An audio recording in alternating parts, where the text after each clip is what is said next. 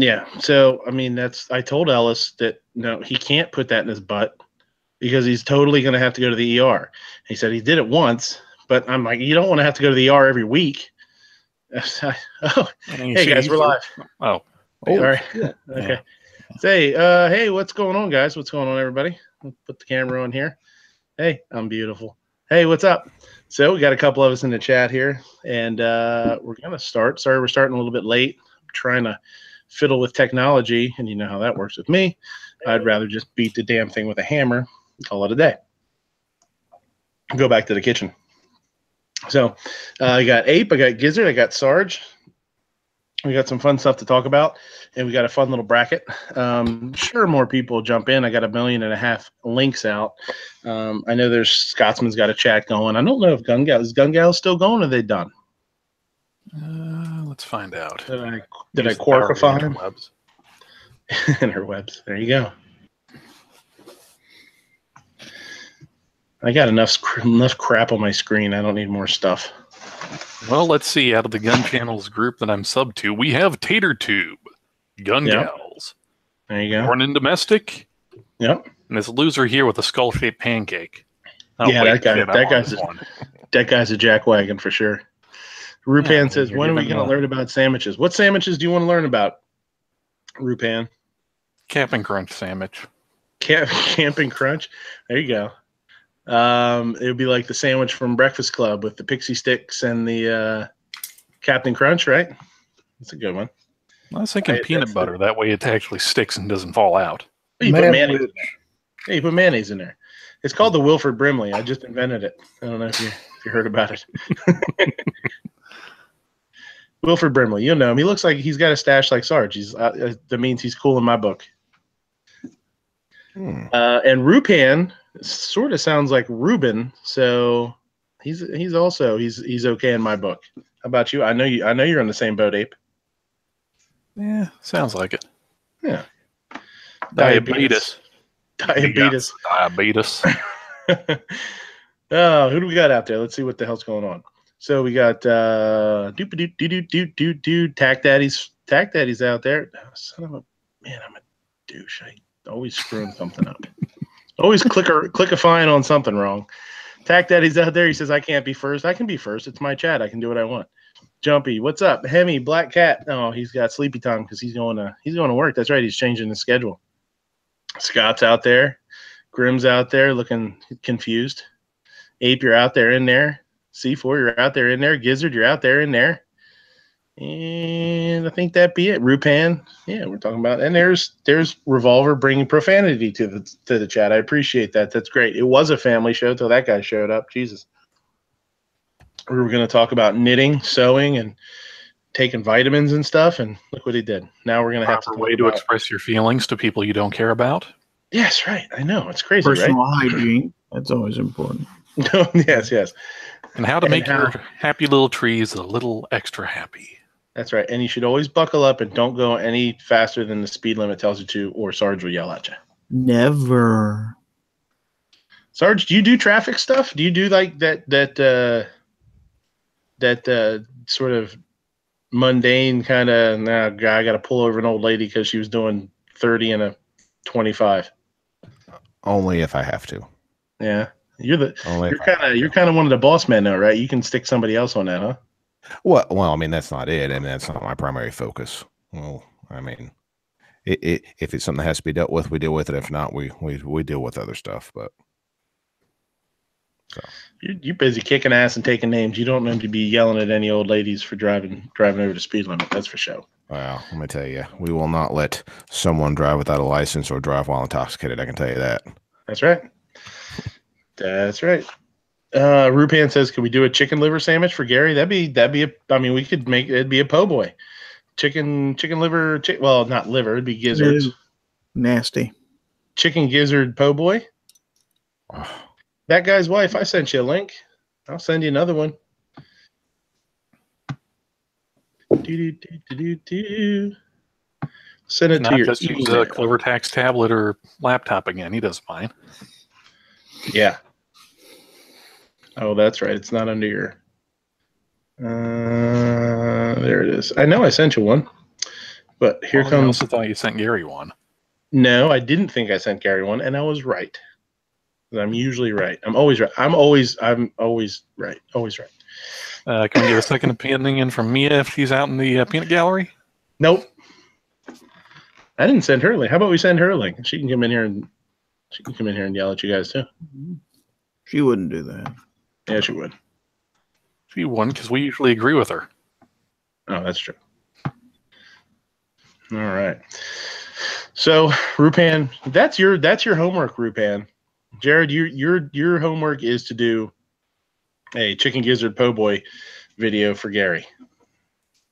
No ifs, ands, or buts about no ifs, ands, or chicken butts about it. So, a couple of things I wanted to talk about today, and I'm glad you heard Sarge for this one because this one's super interesting. I had to deal with the cops last week a little bit. Nothing major, but it could have been. I think. Did you get busted with 55 gallons of trans fat again? Yeah. I had a bucket of MSG. I was just sprinkling it on people's gardens. Just make it tasty. No, I got a story to tell, and I think it's pretty interesting. And then I felt like playing devil's advocate a little bit tonight. We've had a lot of chats lately that have been side A versus side B, and sometimes I think it's really fun, and I think it's really educational sometimes to play both sides. You can't really understand who you're going up against unless you understand what they're thinking or how they could think, right? So I thought that would be kind of fun to talk about. We also have a breakfast cereal bracket today. Found some tasty and delicious breakfast treats. I thought we could go through those. That'd be kind of fun. We got 16 different cereals. So why don't we? There must be a lot going on tonight. Everybody's busy. Usually, I got a couple of people in here, but we got the important ones, and that's what matters.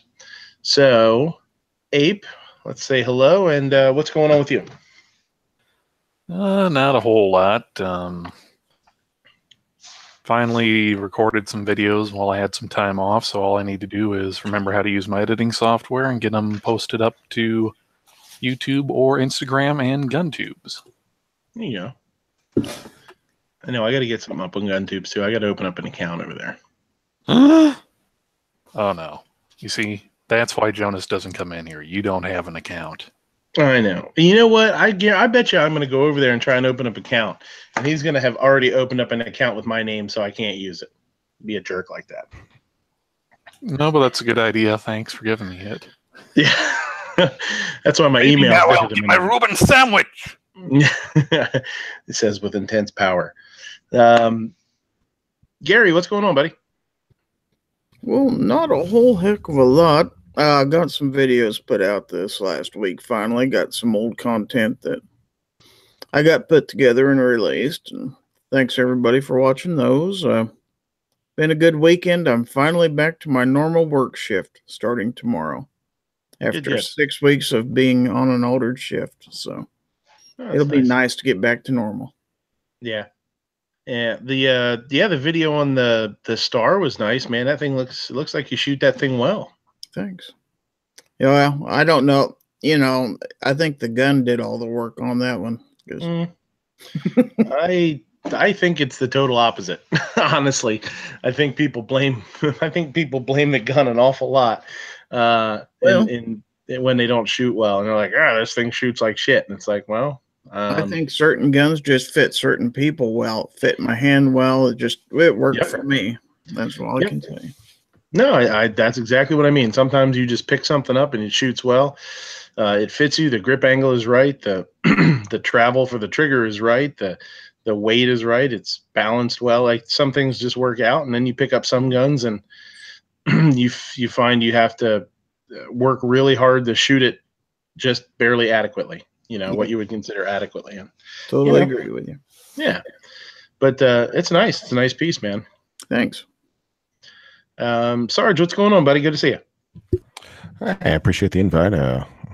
I'll be on here for a while. I may have to duck out early if this is going to be like a 2 or 3 o'clock one. I don't know how late you plan on going, but it's nice to be out of the woods. I've been in the woods all week learning how to track or continuing to learn how to track. So it's good to get back to normal. Very cool. Yeah, I miss the woods, man. I don't get out enough. We've got a camp with 50 acres and like 49 and a half of it is woods. Goes right up against state game lands, and oh yeah. We just don't get a chance to get up there, you know. It's a shame. We really want to get the little guy up there and just cut him loose, you know. Let him run around and, you know, do whatever the hell damage he wants to do. What you're suggesting is that you go up on Monday, drop him off, come back on Friday, and if he's still alive, well, you got to keep her. If not, you got a stupid kid. That's right. That's right. He'll come back. He'll come back with a coonskin cap and some homemade moccasins and be like, yeah, this kid's brilliant. Jorge's out there. Ben, what's going on? Good evening, Vietnam. Oh, there we go. You didn't say it right there. You gotta drag that. You got a good evening, Vietnam. Hemi's out there. Hemi bought Hemi got a few pounds of morel mushrooms today. Guessing dried, probably not necessarily dried, but probably dried.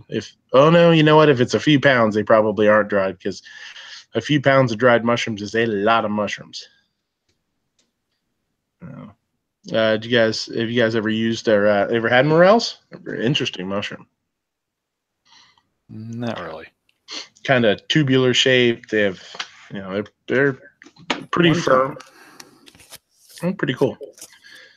What are you planning to use those for, Hemi? We'll see what he writes in the chat here. It'd be interesting to see. Ben says he's finally back from the dead of political hiatus. Ben, you're such a dramatic little guy. Patriot, well, he is still in high school, so. Not for long, though. You got a couple of days left, I think. And Patriot says he gives 3 thumbs up if dinosaurs explode bacon pancakes. Okay. It's very difficult to do, but no, wait. All we have to do is just use petroleum. That's dinosaur. Yeah, that's true. It was at one time. Yeah.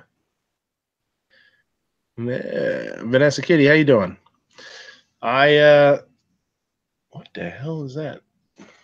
You got something coming up here wants me to play with my computer, and I'm not doing it. Time to update something. No thanks. Get out of here with that. It's kind of nice this has a touch screen, so it's kind of nice because when something gnarly pops up, and you just like, get out of here. Get out of here with that shit. Cool. So let's say, you guys got anything to talk about? You got any show and tells? Anything cool? I mean, Gary, we know you got the new one. You know, you got the new little boomstick there, little cannon. But anything else, or you guys have anything fun going on? Well, I got that super heavy barrel from my Dan Wesson on Monday. Oh, that's right. You got that, huh? Yes, and if anyone wants to see that, check out Instagram, because I'm not getting off my chair to go get it. I don't blame you. I'm tired too. I'm not getting up. Actually, I got a Red Bull in the fridge. If I have to, I'll get up and get that. That's about it. And I actually decided to weigh the thing, and without the compensator on it, it's 2 ounces heavier than my 7.5-inch Ruger Super Red Hawk in 44 Magnum. And it's a .357 revolver. Nice. So it barely moves at all when you shoot it. Yeah, that's nice. What is it? What did you say it weighs? Do you know? And I forget what it is. It's 2 ounces more than my Super Red Hawk. Damn, I don't remember. This is like Monday when I got it. So. Hemi says these were fresh from the woods of Wisconsin. Picked them myself. That's awesome. That's awesome. You should have picked some cheese while you're out there too. It's not the right season for cheese. You gotta wait until it's winter. Otherwise, it just kind of gets all mushy and wet and gross and clumpy. That's true. It might just be out. It might be puddles right now. Puddles of cheese. You can go scoop it out. You got a cheese puddle out in the middle of the woods. Protein in it. Yeah, it's good stuff. Vanessa's asking what length barrel. Oh, you got it out there. Yeah, 6-inch. Which I was thinking of getting the. Well, I only got a 6-inch because I didn't have that barrel length. But I'm glad I didn't decide to go with the 8-incher. They make one that's actually got Picatinny rail integrally mounted onto the top of the barrel. If you want to put a scope on it. Yeah. Scott says he picked up one of the Mora knives to see what the big deal was with them. So what's the big deal, Scott? Is there a big deal? I've never held one. I've seen them. They must. People talk about them how nice they are. They don't look that nice. You know what I mean? Like when you look at them, you look pictures of them or whatever, they don't look like anything special, but everybody talks about them very highly. So they must be a little deceptive, you know? It's one of those things that doesn't look like much, but it's better quality than it looks. I have to agree about the Mora knives. I keep hearing good things about them. Every time I pick one up, I don't feel like buying it once I look at it, but they probably are pretty good. Yeah, I've never picked one up. At first, I mean, are they diving knives? Is that what they're for? Or are they just like a utility knife? Like just all around.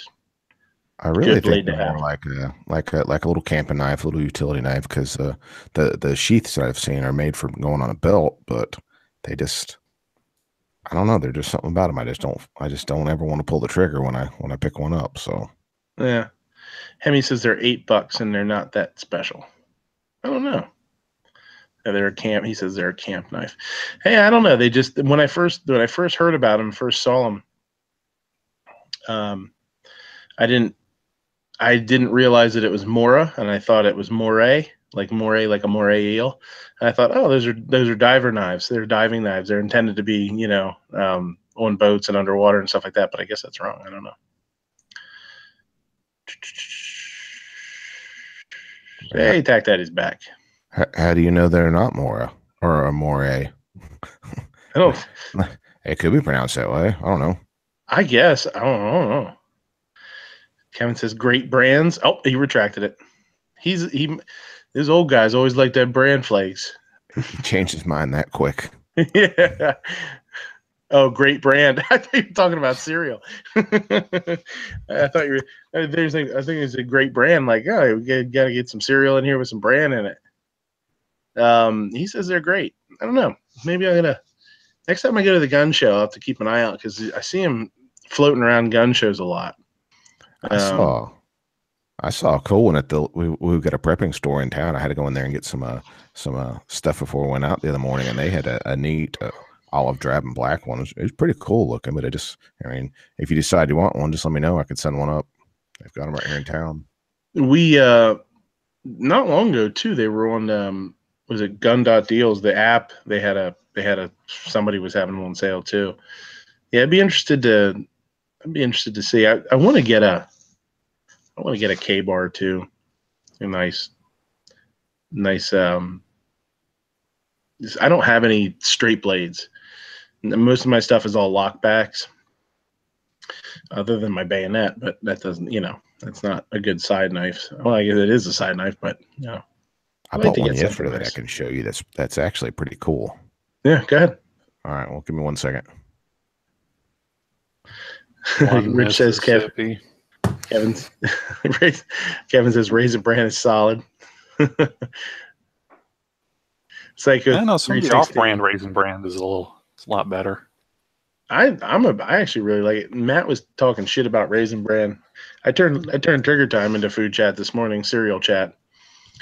He went off on cereals for about 15 minutes. I'm sure everybody loved that, but he was talking shit about Raisin Bran. Psycho says, "Have I bastardized the bracky yet with inferior cereals?" I don't think there's inferior cereals. I think they're all pretty good. Well, define inferior. Are you thinking that it doesn't come in a colorful box, or it's great value branded white box sugared flakes? I'll tell you what, though, some of those cheap cereals, hold up better in milk. I don't know what the hell they do to them. They're just, I don't know if they're just spraying them with lacquer or something to keep them from getting soggy. But Scott says, pretty sharp, has a mirror polish finish on it. Not too bad for $25 from Bass Pro. Really want to order one of the ones from Varustakella. They have some reasonably priced ones that are good. That's cool. General Relativity says, hey, back off of my bag cheap cereal. Trust me, I don't have a problem with that. Psycho says, Cocoa Puffs, Fruity Pebbles, Honey Bunches of Oats, Cinnamon Toast Crunch, or a joke bracket. No, we're right there with you, man. Yep. Best cereal is Red Bull and milk. No, that's the start of a cocktail. Red Bull and milk. Fruity Beer Bowls. We were had a party one time, and there wasn't a whole lot to eat, and one of the guys at the party he was like snacking on, he was munching on cereal. And I was like, the hell are you eating? I said, cereal. I was like, we didn't have any milk. He's like, I didn't use milk. I said, what do you use? He's like, Yingling Premium. It's like, Fruity Beer Bowls. The Fruity Pebbles with freaking beer in them. That's how you got to be pretty wasted to eat Fruity Pebbles with beer. That sounds horrible. Oh, it was deal. My God, yeah. It had to be one of the worst things I've ever seen anybody eat in my life. Horrible. If you're going to use beer with cereal, it has to be just a bland, regular cereal. Yeah. All right. You want to see the fixed blade I bought yesterday? Yeah, let's check it out. All right. There it is. It's already mounted on the backpack. But I got a Gerber Strongman.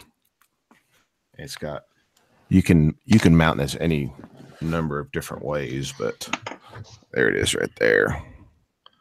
Nice. It is look how thick it is. I don't know whether you can tell, but it is. It's a beast. Like quarter-inch You can thick. definitely tell. Oh yeah, it's a beast.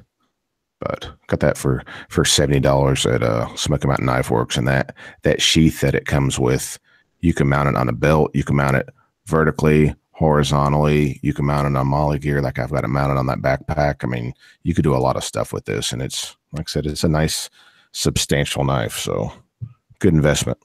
I'd suggest it. What's the sheath look like? Kydex style? Yes. Probably. I don't know if you can you see it the way I've got it on there? Yeah. Yeah. Put it back in there. That's it goes very either cool. way. So mounts just like that. It's a good positive click too, huh? Yeah. Yeah, very much so.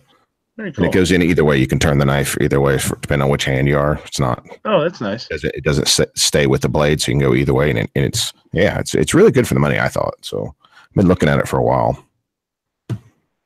So I'm happy.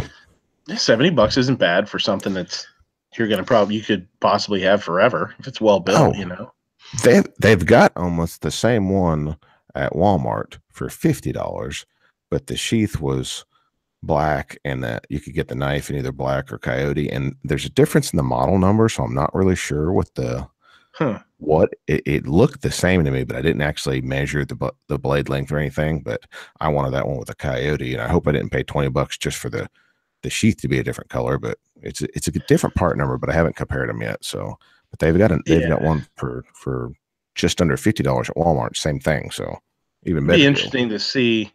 It'd be interesting to see them side by side, for sure, to see if it's like the sheath on that one is crappier. You know, it's not as nice or something. I would think probably at this point next month I'll have the other one too. Yeah. So we will be able to do this. Definitely do a video on them. If you have both of them, I'd do it side by side. That'd be awesome. Yeah. I'll get the other one next month. Yeah. See if it's worth it to spend the extra money or not. Sometimes it is, sometimes it's not. You know, sometimes you're paying for somebody to package it better and marketing or whatever. You know, Nothing wrong with that. Scott says, as for cereal, I have 3 of them in my cupboard: Captain Crunch, Christmas Crunch. No, Captain Crunch, Christmas Crunch, Reese's Puffs, and Basic. Oh, these are Captain Crunch fiend. Hemi says, check blade steel. Cheap isn't always the way to go, especially on a knife. Yeah, and it's the same way with with me. I mean, I use knives every day at work, and there is definitely pluses and minuses. Sometimes you find knives that are that are very hard, like the steel's really hard. If you're not careful and you end up getting, they get brittle. You end up chipping and having some problems with your edge. Whereas a softer steel might not hold its edge as long, but they're really easy to sharpen. They get really sharp, and they're not as brittle. They're not as fragile. They don't they don't tend to chip and stuff like that. I've had that happen with knives. You don't realize it. You're, especially if you're breaking down like, my turkey video or something like that, and you're going through bones, you're going through joints, or you're going through bones and stuff. You can chip a blade and not even realize it. It's a pain in the butt. Then you got to take it somewhere or grind it down. The hell's going on out in the chat? It looks like Jumpy just timed somebody out. Jumpy, why are you timing out? Why are you timing out Revolver? You said Revolver said a dull knife is more dangerous than a sharp knife. It usually is. You get a lot of people that, and I'll say this: like, people cut themselves with sharp knives too, obviously. And people do say that statement a lot, and they say a dull knife is more dangerous because you have to work so much harder to get it through things, and you're putting a lot of undue force behind it, and you end up, your blade wobbles or something, your wrist breaks a little bit. And sorry, Sarge, I was fixed on you there. And you end up going through or skipping off of or coming across whatever you're cutting, and you go into your finger, your hand, your whatever. When you cut yourself, it seems to be when you cut yourself with a sharp knife, and it's usually sort of a quicker, lighter tap. Sometimes you just come through something, or you slice a little bit too deep, and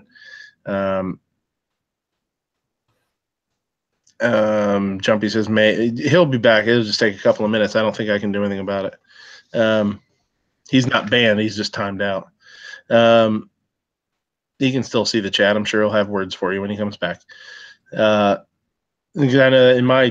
my experience, that's with cutting myself, that's generally how it happens. Nice sharp knife, you get a little nick here or there, but sometimes when you're really forcing something, it gets pretty ugly.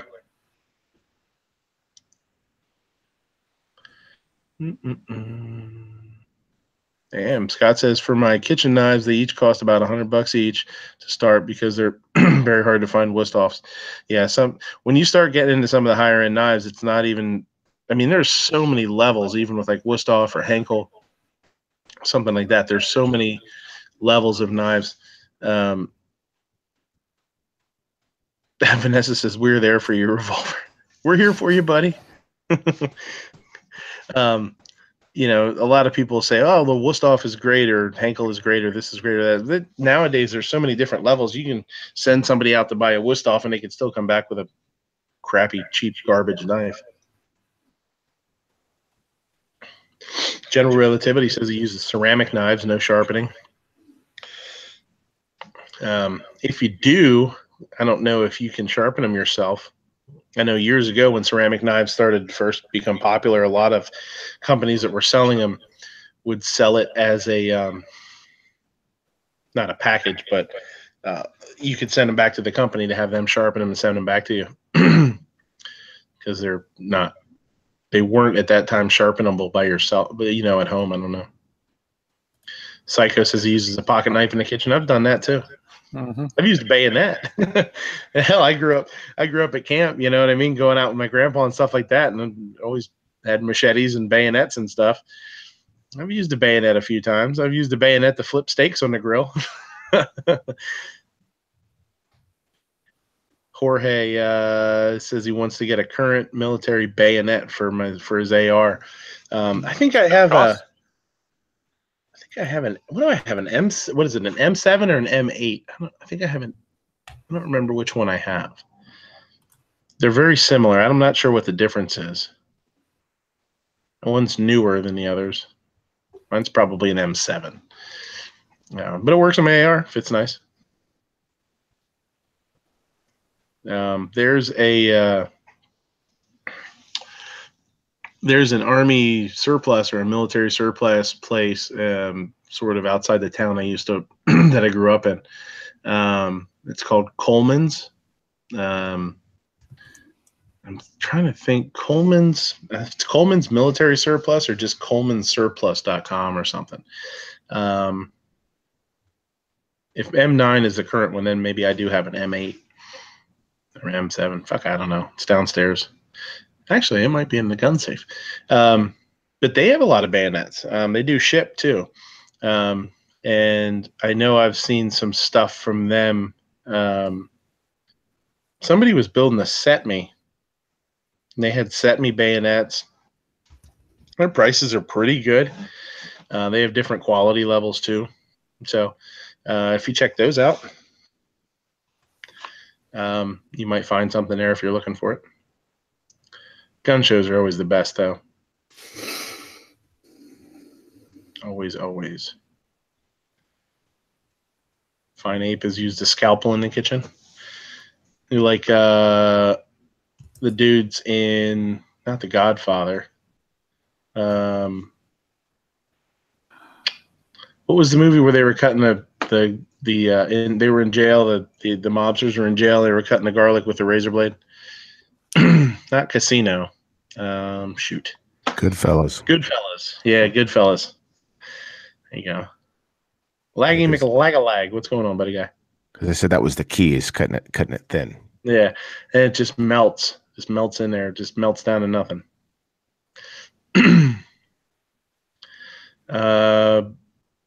He says, Lag says, if you're okay with basically a sharpened crowbar, I suggest Cold Steel. Yeah, their stuff is pretty inexpensive. I've always been leery of that. Does Cold Steel have two different lines? Because I don't know. I found some of the cheaper stuff, and then I found some of the stuff that's quite a bit more expensive than I thought it was. So I don't know. They must. I don't know if it's just different lines, or it's like, oh, the Piranha was our budget knife, but the titanium ceramic Mechagodzilla is our premium camping knife. Yeah, you could go right from a $15 knife to a $175 knife, like one case over. Just like, gosh. Yeah, I mean, there's a lot of. I guess my experience with them is playing around on Amazon. You know what I mean?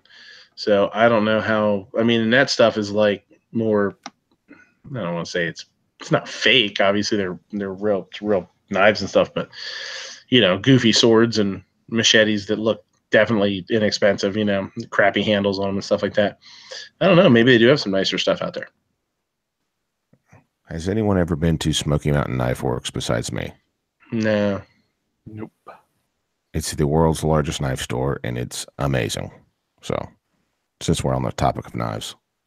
Do they only sell knives? They sell other stuff, right? No, they sell guns. They sell a little bit of tactical gear, not much. They sell all kinds of knickknacks, trinkets. They got a relics room downstairs where they sell like some Civil War stuff, some World War II stuff. They have a little bit of everything, and it's absolutely amazing what they have in there.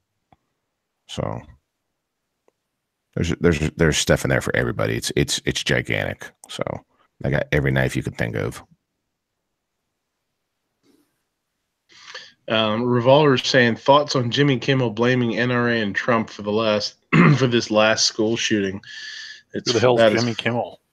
That is flat out ridiculous. Yeah, I did not hear anything about it, but I live in a kitchen, so for me to actually find news is pretty. If it doesn't pop up on my phone as a push notification. A lot of times I don't see it. I just don't have a lot of time to search news out right now. Go ahead. Like I said, this has nothing to do with the anti-air Trump, even less to do with it than these other shootings. So even though they don't have anything to do with it, this one's so far off base saying that, making that comment, it's ridiculous. Well, I mean, everybody needs a scapegoat, right? So if you can't blame anybody else, because there's really not a whole lot of facts out yet, right? Like, I don't know that we've really heard exactly. I mean, especially since he's alive. I think, it's pretty much they're waiting to try and find out from him why he did it, or reasons or whatever. Other than he did say he wanted his story told, but we don't know what that story is yet. So I guess we'll have to wait and see. But the other ones, I mean, I guess there's more speculation, and people came out and made a lot of statements. Oh, he was picked on this, or he was picked on with that, and with this one, he's still around. So I think there's less of that. I don't know. I know Matt was talking. You guys were talking on the one chat the other day about his the coat that he wore, the duster, and all the stuff that was on it. I should have looked that up. It's interesting to see, but I did not do it. My whole thing is, and they kind of alluded to this. Somebody mentioned this the other day. Is like,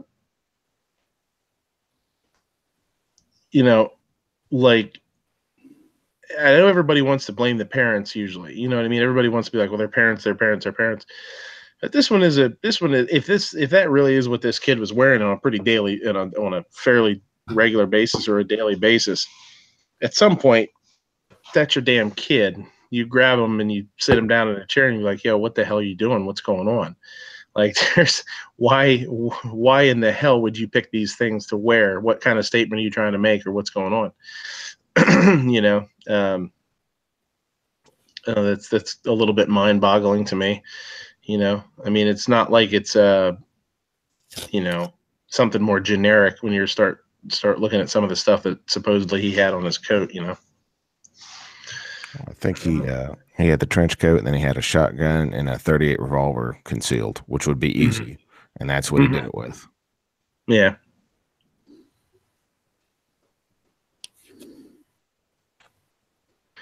I don't know. I don't know about the time frame. That's one of the things I'm waiting to find out, because some of the initial reports said that it started at 7:30 a.m. in an art room, and then the same article said that the school went on lockdown at 8 a.m. So I'm interested to see what actually comes out about that, because that's right. That was your show the other day. You guys were talking about that. Yeah. I don't know. The one interview that I did here, Jorge says he knew a guy who wore a black trench coat after watching The Crow. He wore it all the time, even during the summer.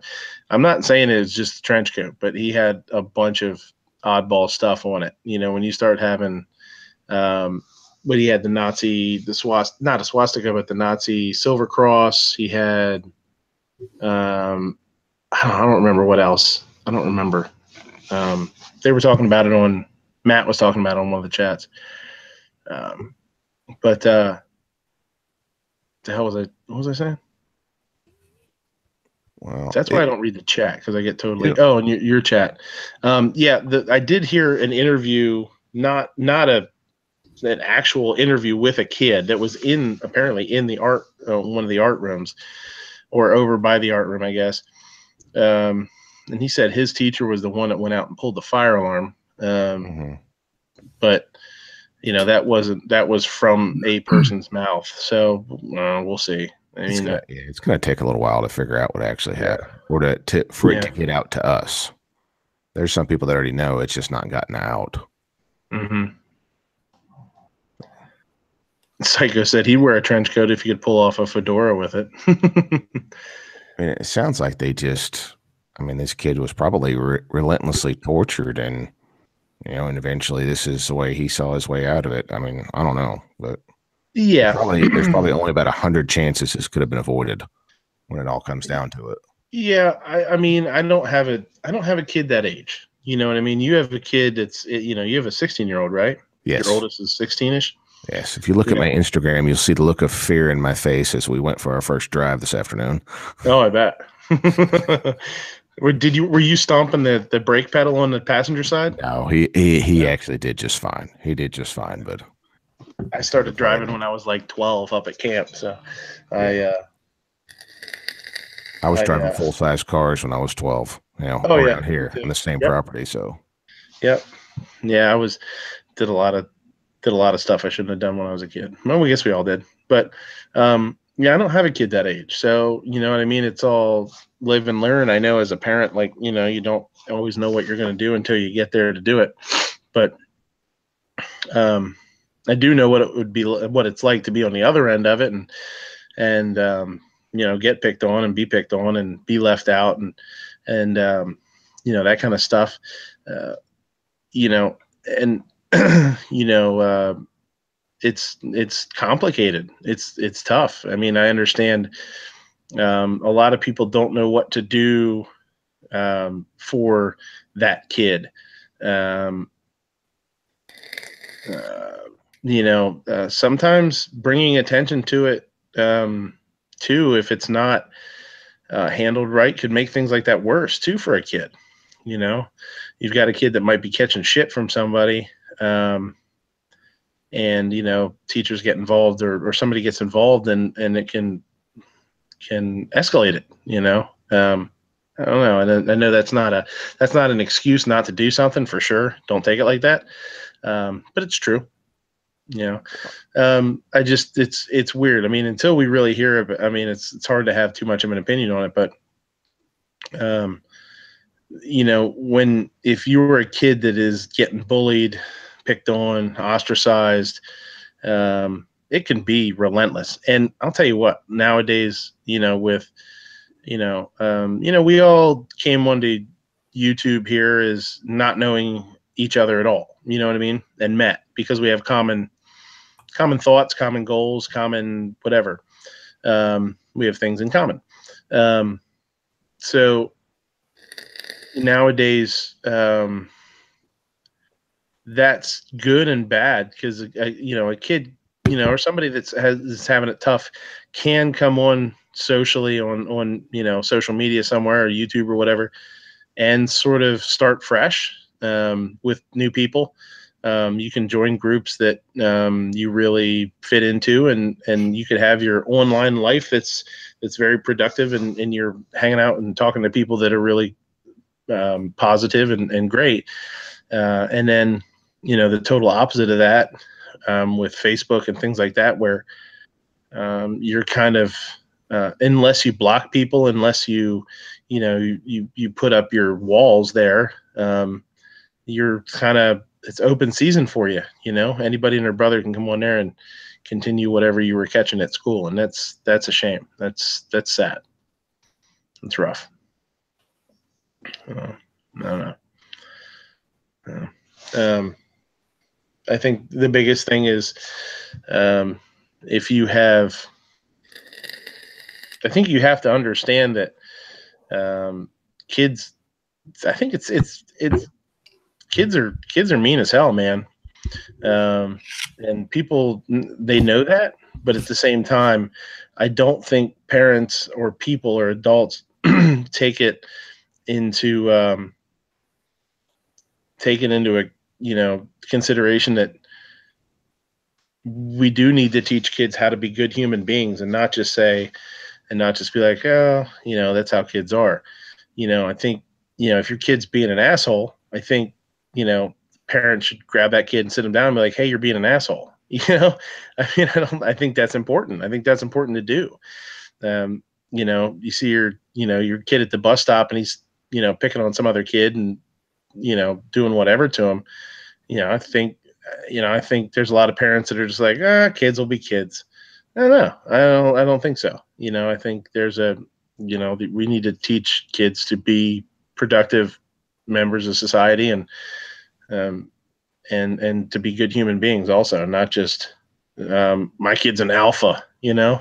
I mean, that's you know, I understand that part of it too, where you want your kid to be successful and you know, and be I don't know, not positive, but confident, you know what I mean? But not at the expense of somebody else, you know. So, you guys have anything to say? I'll go through the chat here. I'm sure people are yelling at me and telling me to shut the hell up. Well, as far as the bullying at school, I mean, if that kid or any kid, if they're being bullied at school, that's one thing. And I agree that you need to teach kids to be good people, because that's going to carry through. The ones that are the bullies and the jerks, they don't always get very far once they get out. You know, they start learning tough lessons. But if these kids don't have any support at home, or they get any relief or any support in the other, 16 hours that they're not in school a day, whatever they're in, 8 or 9, you know, and then it just becomes their life. And then if they're not getting any support or any relief from this relentless bullying, I don't know what this kid's home life was like. And man, because they're kids, they don't always understand what the reality of this stuff is between the fantasy and reality. So, I mean, like I said, there's probably, and we don't know yet, but from the initial reports we're seeing, one of them said that even the teachers, one of the coaches picked on them or whatever. So if that's the case, man, there's probably only about 100 chances to have stopped this, to help this kid out before this is what he felt he had to do, even though it's completely wrong, but they don't understand. So, I mean, it's going to be interesting to find out. That's for sure.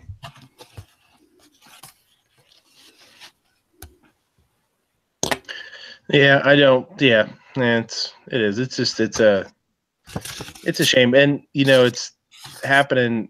You know, kids just don't, like you're talking about. Kids don't understand the repercussions. They just understand that, you know, life's hard right now, and everybody's giving them a hard time, and you know they don't understand why them. You know, it's hard. You know, and telling people to just, you can find help. You can go find help. You can tell people. It's not always that easy. You know, it's not as easy as just going and talking to somebody and saying, you know, it's embarrassing too. I mean, when you're the one being picked on, quote unquote, it's embarrassing. It's humiliating, and it's can be very dehumanizing. And the last thing you want to do is bring more attention to it. Sometimes, you know, and you know, go with your tail between your legs and beg for help. You know, sometimes that's hard too. That's why I think people need to keep an eye open and step in when they have to. And sometimes all it takes is, like, you know, walking beside somebody and, you know, slapping them on the shoulder, slapping them on the back, and being like, "Hey, what's going on, buddy? You know, what's the matter today? You know, what's up? You know," and if, you know, you don't, when somebody's having a hard time or somebody's hurt, you know, emotionally like that, it usually doesn't take a whole lot to get them to show you that something's wrong. You know, some people are good at hiding it, you know, better than others, I'm sure, but it does feel good to talk about stuff. It does feel good to get it out, honestly. You know, it's always, you almost always feel better afterwards. You feel like relieved, but it's usually a hell of a buildup. You don't want to, you just want to kind of hold things in. Or, you know, a lot of people do. But that's an adult's, I think that's our job as adults to mentor kids, right? I mean, the youth, absolutely is. The youths. Well, and the other thing is that people don't realize, and some people just don't think about it. Everyone here has their limits. Everyone here. And everyone has that one thing that will push them over the edge. And whoever thinks they don't, they're absolutely wrong. Because I've seen some of the nicest people on earth, when they hit that limit, they're just off the chain. So everyone's limit's different. And this kid's, his rage may have been more than others, but everyone has that has that point where they can't take anymore and they're going to lash out, and this is what happens, unfortunately. Yeah, I mean, it's that. However, I mean, we don't know really what happened. You know what I mean? No. This kid Not really yet. could have been unhinged, and we're assuming that he was really, really picked on horribly and whatever, and maybe he wasn't. We don't know yet. Yeah, Right. so I don't Maybe want he to wasn't. say I do. Maybe it was just the regular old kind of stuff that people joke around about that's no big deal. And he was emotionally damaged and could not take it. You know what I mean? Maybe he was very, very sensitive. We don't know. The scary part is, especially with kids, and you kind of touched on it a little bit, is having the wherewithal to know where limits are and what's not just what's appropriate and not appropriate, but you know, if you're hurting super bad, a lot of people want they want other people to feel that, and that's the scary part with things like this. Is okay, I'm miserable. Everybody's making me miserable, and whatever. I want other people to feel that too, and then you have something like this happens, and this is the only way. And they don't realize the repercussions are ridiculous. You know, they're so more far-reaching than they would have ever imagined. You know, there's people that have lost their kids, and you know, thus possibly have lost, you know, the lineage of their families too. And it's something that people don't think about either, is these people lost maybe their only child, and that means they will never have grandchildren. They will never have, you know, all that kind of thing that we all look forward to. So, and a kid doesn't realize that. Kid doesn't think about that. You know, it's past them. It's past their scope of reality to think like that. Many times, I would imagine. I don't know. We're talking a lot in what ifs and, you know, that kind of stuff, but I don't know. I like to see both sides. Like I said, I like to see both sides of things, and something like this, like I said, I kind of do a little bit, because I know what it's like to kind of feel like you don't really know where to go with, you know, the way you're feeling and all that kind of stuff, you know. Gunpowder, what's up? Thanks for sneaking in. That's what I do. I sneak around, sneak in, and all of that. Thank you for having me. Sneaky, creepy. Yeah. Get in the chat to nobody knowing. Yeah, absolutely. It's been a tough week, I think, for not only the gun community, but a lot of people out there, because this is another tragedy that shouldn't have happened. But yeah, it's tough.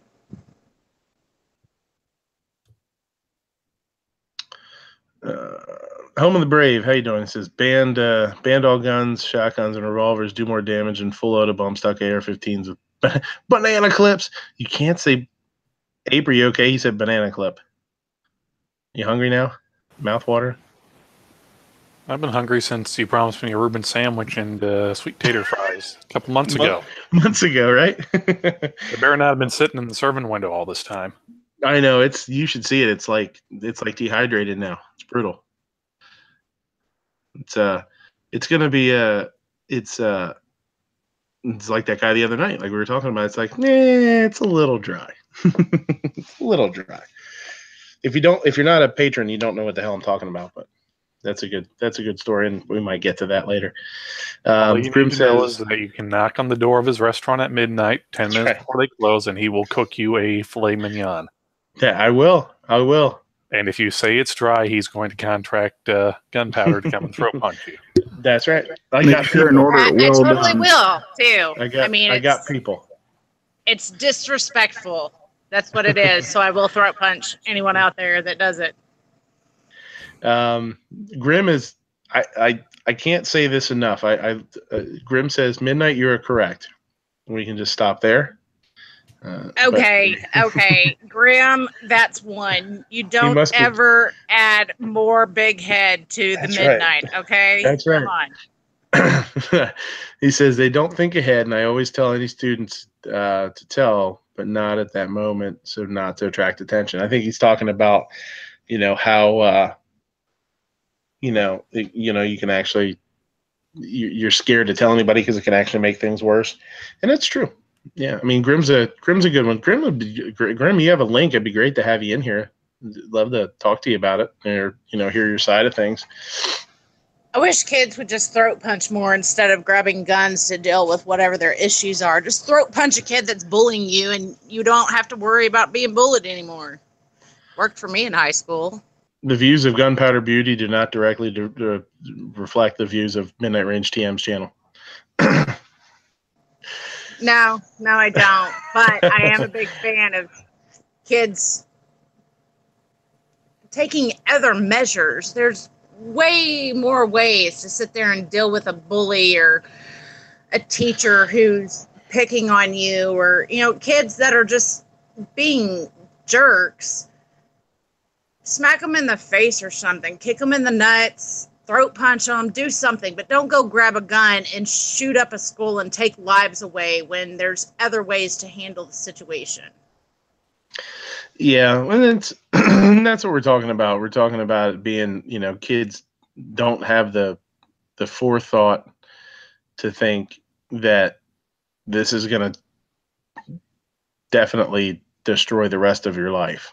I mean, you're bringing death upon families, but his life is shot. His life is trash. From here on out, he sees the inside of a cell 23 hours a day or something. You know what I mean? And that's it. Like, is that, man, I can't imagine that. I can't imagine, after, he was arrested or whatever, like what must have been going through his head. Like, well, now I guess I get to sit alone, for the rest of my life.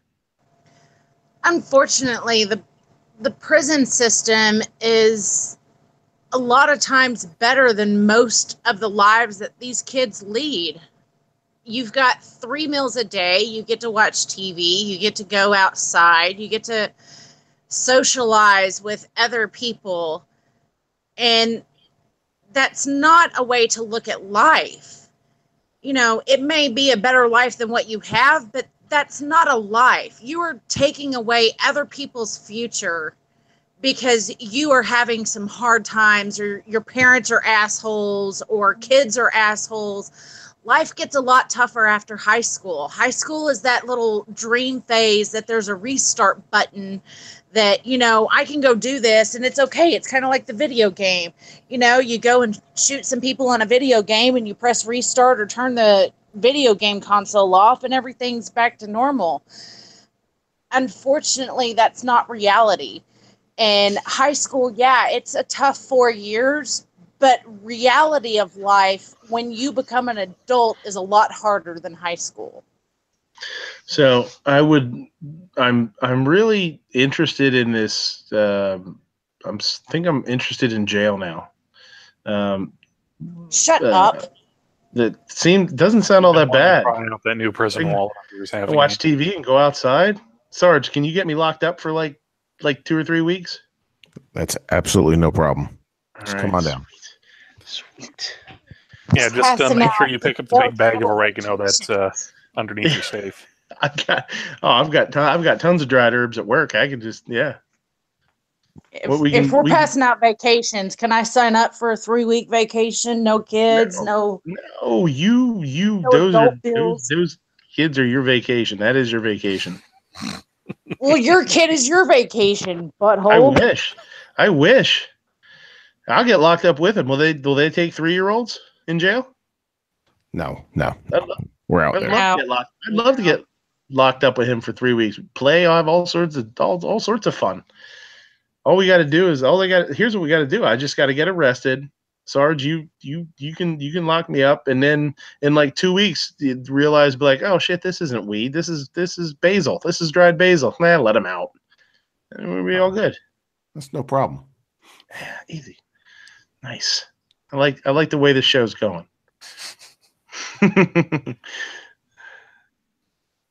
Patriot says, sure, jail's great. They even give you a boyfriend. Cellmate.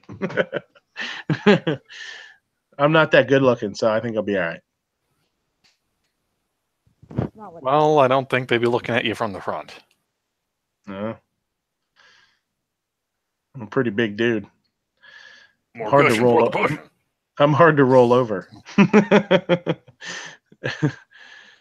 Rich says Norwegian jails are better. You even get a computer and a game console. Jeez, that's it. We're moving to Norwegia.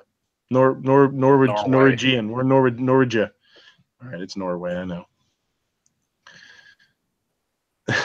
Yeah, Psycho said the same thing. He said, gunpowder, stop. Stop making me think jail is better than my life at the moment. Yeah, well, what are you going to do? So I don't know. Does anybody else have anything? I knew, this topic has been talked about like insanely, on, everybody else's chats. And I'm not trying to, just rehash everything over and over and over again.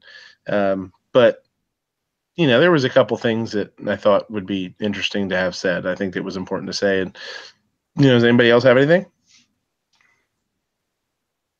Nah, I'm good. Nope. Nope.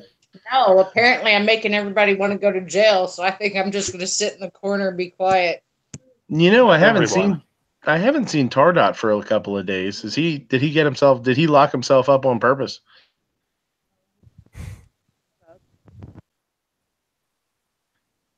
No conjugal visits or nothing. Yeah.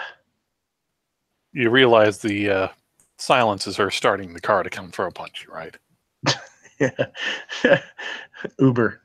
I see an Uber going down the highway at like breakneck speed. I know I'm in trouble. Patriot says his daughter threw away his health food cooker, his deep fryer, and replaced it with an air fryer. I think it's about time for your daughter to move out, Patriot. I think if she's old enough to do that, I think she's old enough to live on her own. Who throws away a deep fryer? Been nice That's knowing just you, kid. rude. Yeah, right. It's been real. Don't call me. I'll call you. See you at Christmas, maybe, when you buy me a new deep fryer, right? I was just about to say, as long as you're bringing a new deep fryer. Oh, well.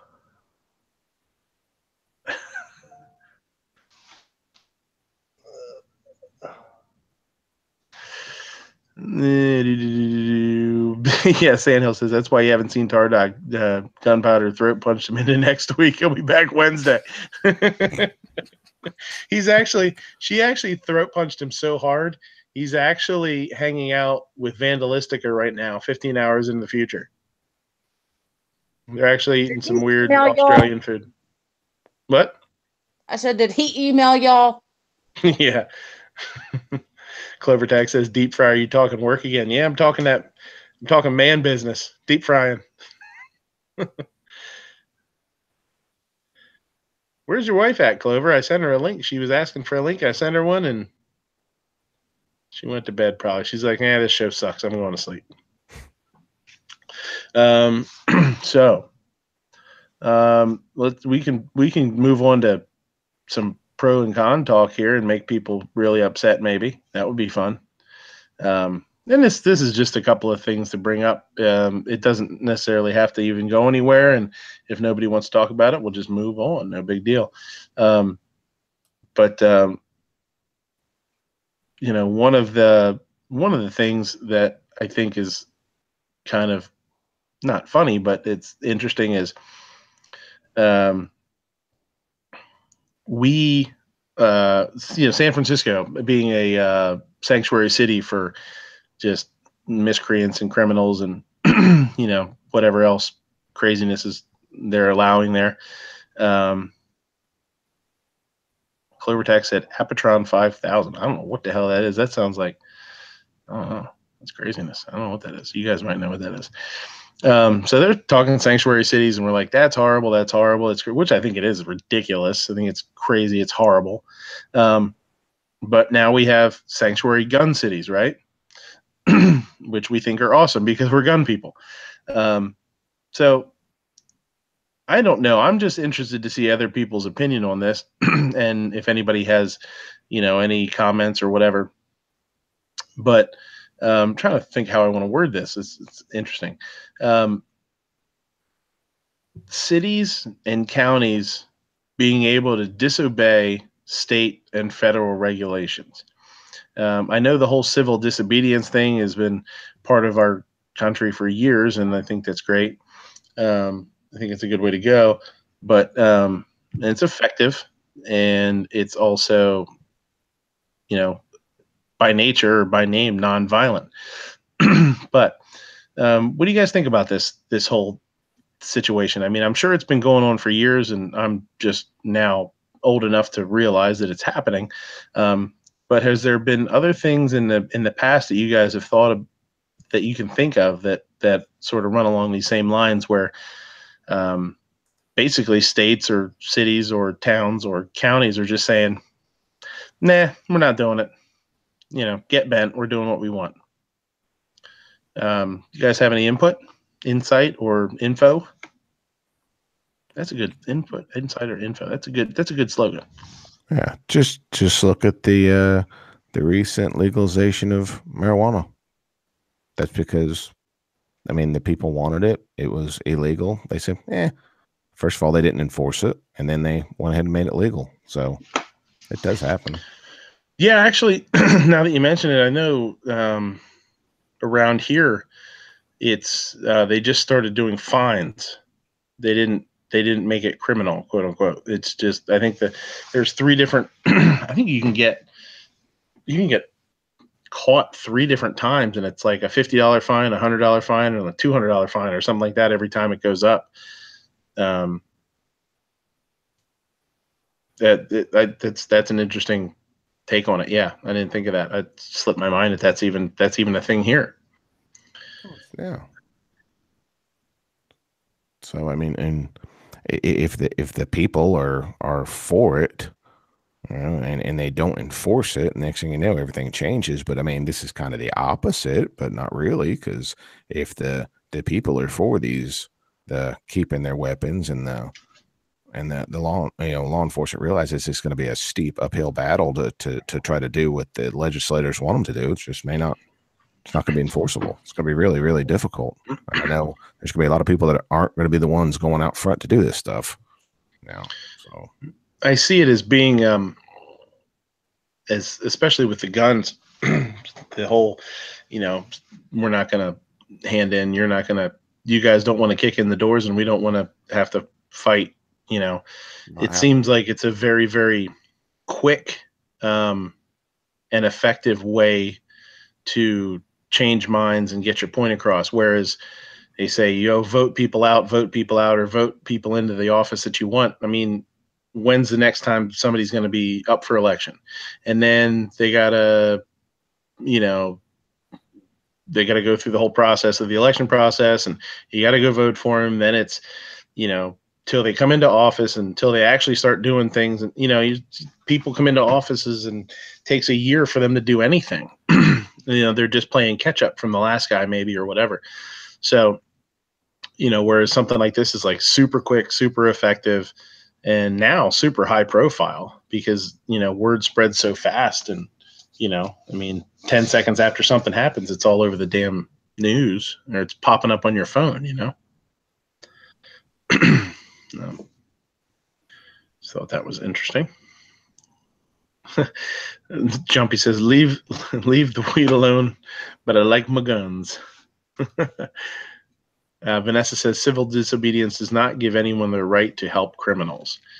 I think that's innately what civil disobedience is, though, unfortunately, right? It's somebody becoming a criminal. If they say, ARs are illegal on Monday, and you don't hand it in, you are a criminal. So civil disobedience is kind of in itself criminalized, that you have become a criminal, and that's through doing that process, right? Well, I mean, yeah, the civil disobedience, it depends on what law you're choosing to break. Just because you do it nicely and you know what you're doing, you're taking a chance, because like I said, it's could be a criminal act that you're choosing to do by not like you said, not turning in your guns. So you're willingly going into that area, but you have to think Mhm. where your values are, where your convictions, and is it worth it? So that's civil disobedience. They're stepping out on their own outside of the protection of the law, but they're doing it civilly. So Right. doesn't mean that it's not Yeah. against the law. It just depends on what law it is and how willing everyone is to enforce it. So, Yeah. If you weren't a criminal, it wouldn't be disobedience, right? It would just be standing on a corner bitching. just be everyday life. Yeah, for them. just be, so that was one I thought was kind of interesting. If anybody else has anything on that, go ahead. If not, I'll move on to another one. That'll be fun. Enhanced rate of fire.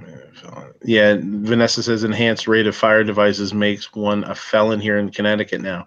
Yeah, I don't think you're even allowed to drink like a Red Bull before you go to the range, because you shoot a little bit faster. I think that's illegal now. I saw that. Here was one that I thought was interesting. Is us as gun people, pro Second Amendment, whatever. Most people are not against, but they are not for the 4473. They think it's infringement to have you fill that out. People want constitutional carry. They want think they should be able to go around the background checks and stuff like that. But on the other side of it, everybody and their brother that sells private, if they can sell private, like here in PA, we can sell long guns privately. We don't need to go through an FFL.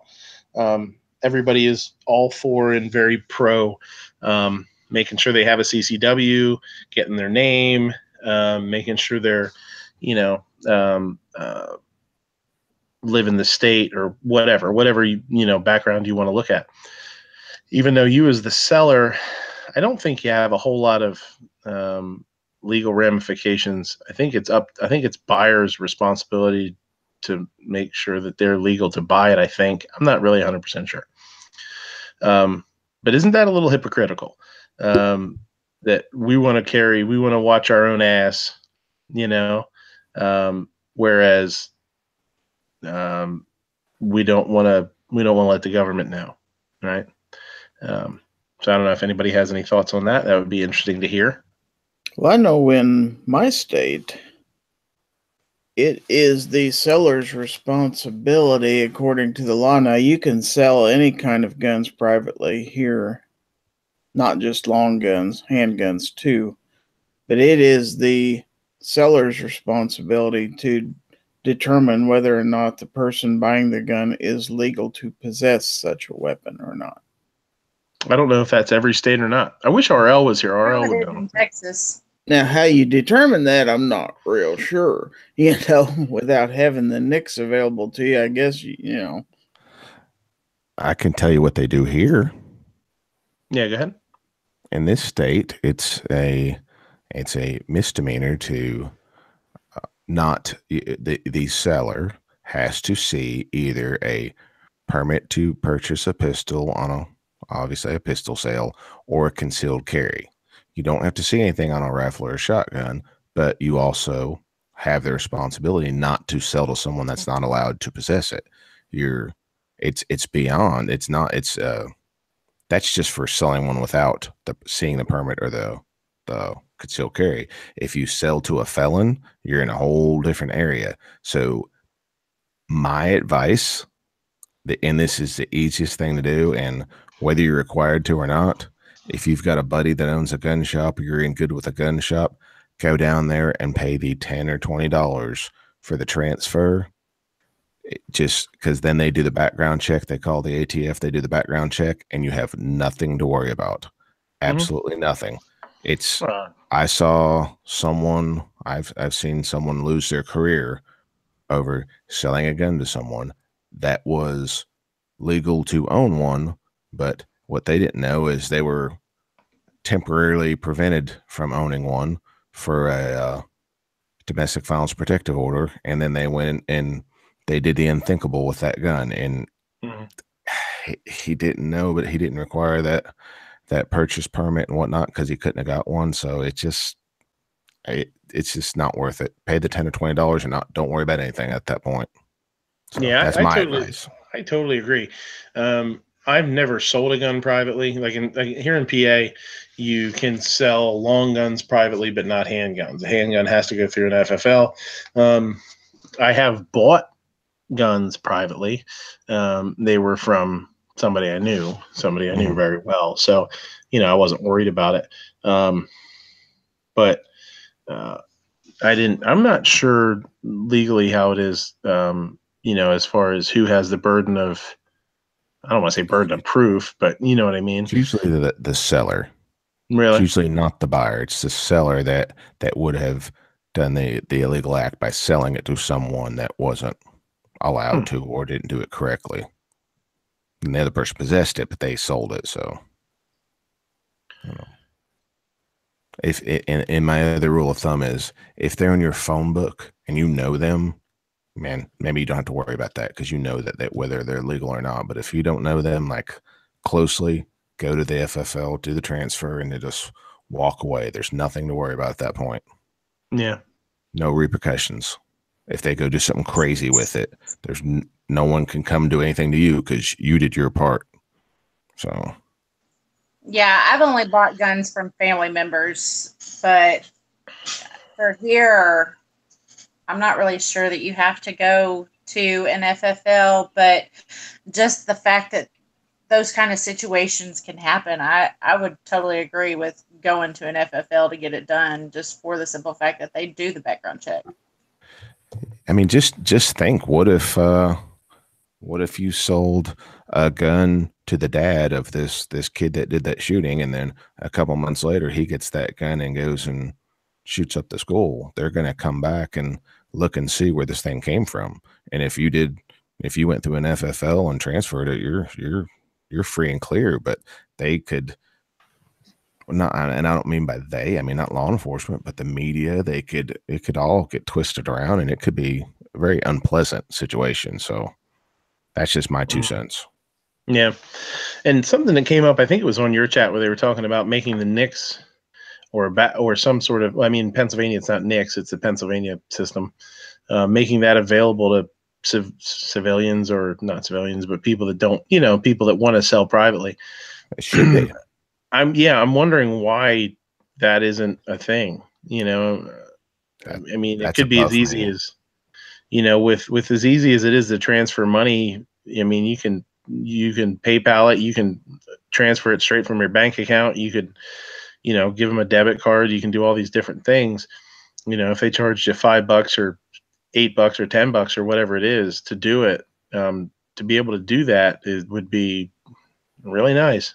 That's what I said. Just make a buddy at the gun shop, give them 10 or 15 bucks, and walk away.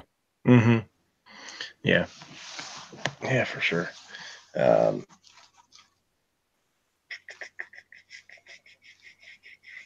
So one of the other things that I wanted to talk about today, actually, let's say that guy's wife is here, and so Sandhills. So that guy's wife, what's going on? How you doing? I'm good, thank you. I had to find my button. Uh-oh.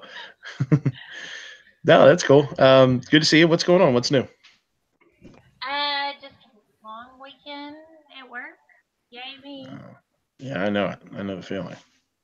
But I've got 2 days off now, so that would be the only reason I'm up at 11 at night. So quit rubbing it in. That's no good. It's not nice at all.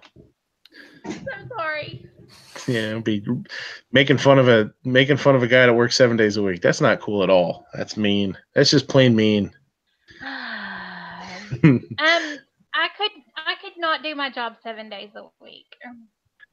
Well, that's hard. It's what you do is tough too. I'm sure it's taxing on you emotionally. You know what I mean? That's probably pretty hard. It can be. It definitely can be. So, but yeah. So, anyway, but no, I'm good. Good, good. Sandhills, what's up? Well, first of all, I can't find my button again, but okay, now that that's done, not much, just hanging out. Decided I was going to jump in there, figure out what's going on in the chat. Yeah, absolutely. We're just kind of talking, just kind of bullshitting right now. Then we're going to talk about cereal, so that'll be fun. I killed some cereal here a while ago. Yeah, there's nothing wrong. Cereal's, that's good 24 hours a day, right? You can't beat it. I mean, you wake up you take a nap, you wake up, you just pretend it's breakfast whenever it is. You know what I mean?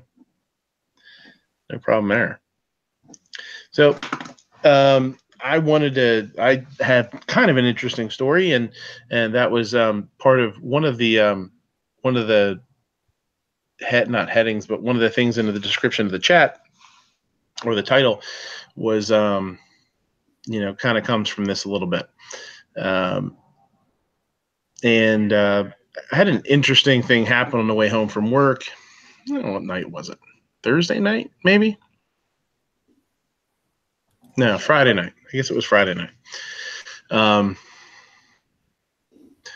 And I wanted to, and Sarge is here, and I thought this was a good one to talk about, because he might have some stories, not maybe personal, but things he's heard. I thought it'd be interesting. So I'm driving home, and to make the trip shorter, I tend to, somebody's echoing a little bit. There you go. That's better. Thanks. I tend to cut through maybe not such a great part of town, right? So I go past a convenience store, and from one light to the next, about halfway down the block, something hits the side of my truck pretty hard, right? And at first, I hit the brakes and kind of turned, and then I stopped because it kind of like a light bulb went off a little bit. Because I've heard of stuff like this happening before, and I've heard stories of it, especially with younger people that might not be a little bit as, not that I'm worldly or anything, but a little more naive maybe. So what I really think happened is I think somebody threw something at my truck to get me to stop. And I was carrying, and and I hit my brakes at first, and then sort of decided not to, and I drove, and I kind of cleared town a little bit, or where I was more heading towards home, and I got out and I checked the look and see what was going on, and whatever it was pretty solid, and it hit right between my front passenger side window and my rear passenger side window. On the, in between the doors, left some pretty good scratches, chipped the paint a little bit. And it really kind of made me think a little bit, like, had I stopped and got out to look and see what the hell happened, what would have happened, right? Would I have gotten out of my truck to go look and see what happened to the passenger side, and people come up from behind me, and either two things would have happened. Either I would have possibly got my ass kicked, or I would have gotten a gunfight in the middle of the city, which is no good either. I didn't want either of those things to happen, because like I said, I was carrying. So it really started making me think, and I talked to some people at work the next day, and I told them what happened, because it really, really kind of sunk in a little bit. Like, if that was on purpose, there's only two things that really could have happened in that situation. One, it was some kid being an asshole, and he thought it'd be fun to throw something at a passing car, right? Which happens. And you hear about it, people throwing stuff off overpasses and just being jerks and paintballs and all this kind of stuff. Or it was 100% intentional, and it was 100% with malice in mind, and I was possibly somebody that was going to get mugged. So I thought it'd be really interesting to hear from Sarge if he has anything that sounds similar, if he's ever heard of anything like that happening. I am going to file a police report, but I didn't get a chance to, but I did call my friend who is a cop in the city to let him know that it happened, so that he could, let people know that it happened. I haven't officially made a report yet, but just to see if that had happened to anybody, or if he had heard that, or if that was something new, or if if he had any insight. So I thought it'd be interesting to talk about, Sarge, I want to hear from you a little bit. I think you were invited to a strong arm robbery. I think you were the guest of honor. And you did the right thing, and you got out of there, because you can always inspect the damage later. Right. Nothing good's going to come of it from checking it right there. So I think you did absolutely the right thing, and I think your spidey senses were tingling, like you said. You started to hit the brakes, like, what in the world has hit my truck? And you're gathering it all in, and then you're like, no, someone threw something at my truck, and there's more of them, and this isn't going to work out well for me. And you don't want to purposely enter into a gun battle, because one of the two of you could not be here after it's over. So yeah, for sure. So, and one of the things I went to work the next day, and I let people know, and after I was, then literally in the first couple seconds, I decided what the hell happened, and had come to the conclusion that I did. I let people know at work, because I was like, wow, what if it was one of the servers? What if it was one of the hostesses? What if it was, one of the younger girls that works there? I guarantee I work with, some younger people that if that happened, they would have pulled right over, jumped out to see, oh my God, what just happened? Like you said, what just happened? And who knows, You know what I'm going to do? If I'm in my patrol car and that happens, I'm not stopping. I'm going to go down. I'm going to turn around, and I'm going to come back and surveil the situation to see if anybody has popped up or if anything is around. And then if there's not, now I'm going to get out and look at it. But I'm not stopping like that either. No way.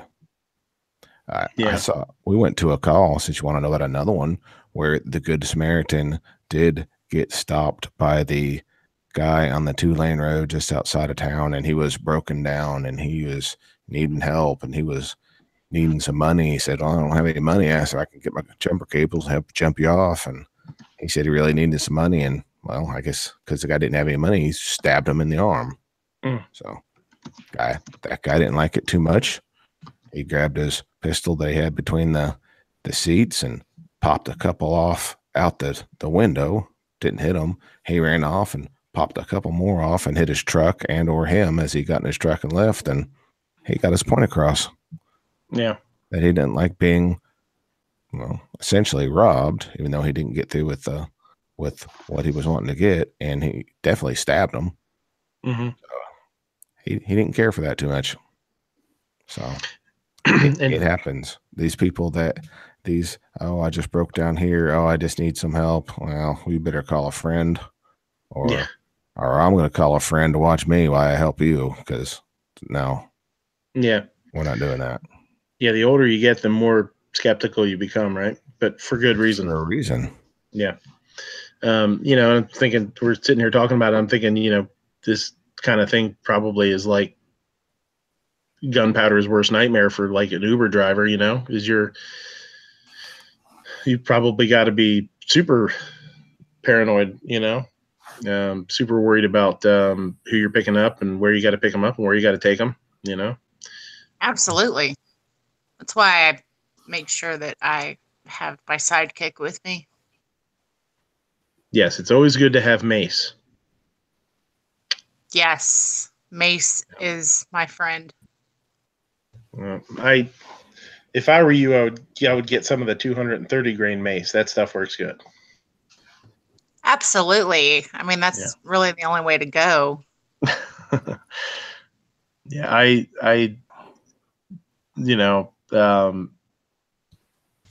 when I was talking about it at work the next day, I was telling people about it. It's, I think it's actually pretty interesting. I'm sure it was pretty interesting for them to hear it from me, being a big guy. I'm tall, I'm a big dude. I was driving a truck, not like a small car, SUV, whatever. and then knowing that I do carry, for my reaction to be what it was, I think I'm pretty sure people. I know some of them were probably a little bit surprised that it, and would have thought, well, you got a gun, right? Or oh, you'd been okay, you carry, or you probably had a gun in your truck, right? Well, that's irrelevant at that point, right? Because it's not like I'm the only one that has a gun in the area, And I just thought it was, that's why I think, what did I put in the title? Being ambushed, right? Was in the title of the video. That's why that's there. Just kind of some food for thought, and I wanted to see if anybody else had any experiences like this that they'd like to talk about.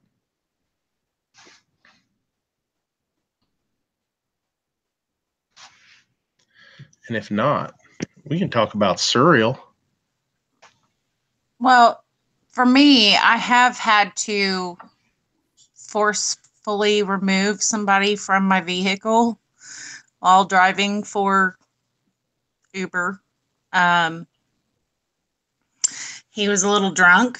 He was bigger than me and wasn't a very nice person. Mm-hmm. But the fact that I do have my friend known as Mace, I wasn't really worried about the situation. And I have had to go to like the sketchy parts of town or drop people off in the sketchy parts of town. And you sit there and you're like, okay, You're fading out, Gunpowder.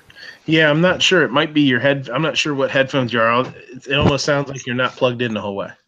oh man. All There right, you go. hold You're on. good. Yep. No. There you go. You're good there. Okay, I had the phone laying on the counter.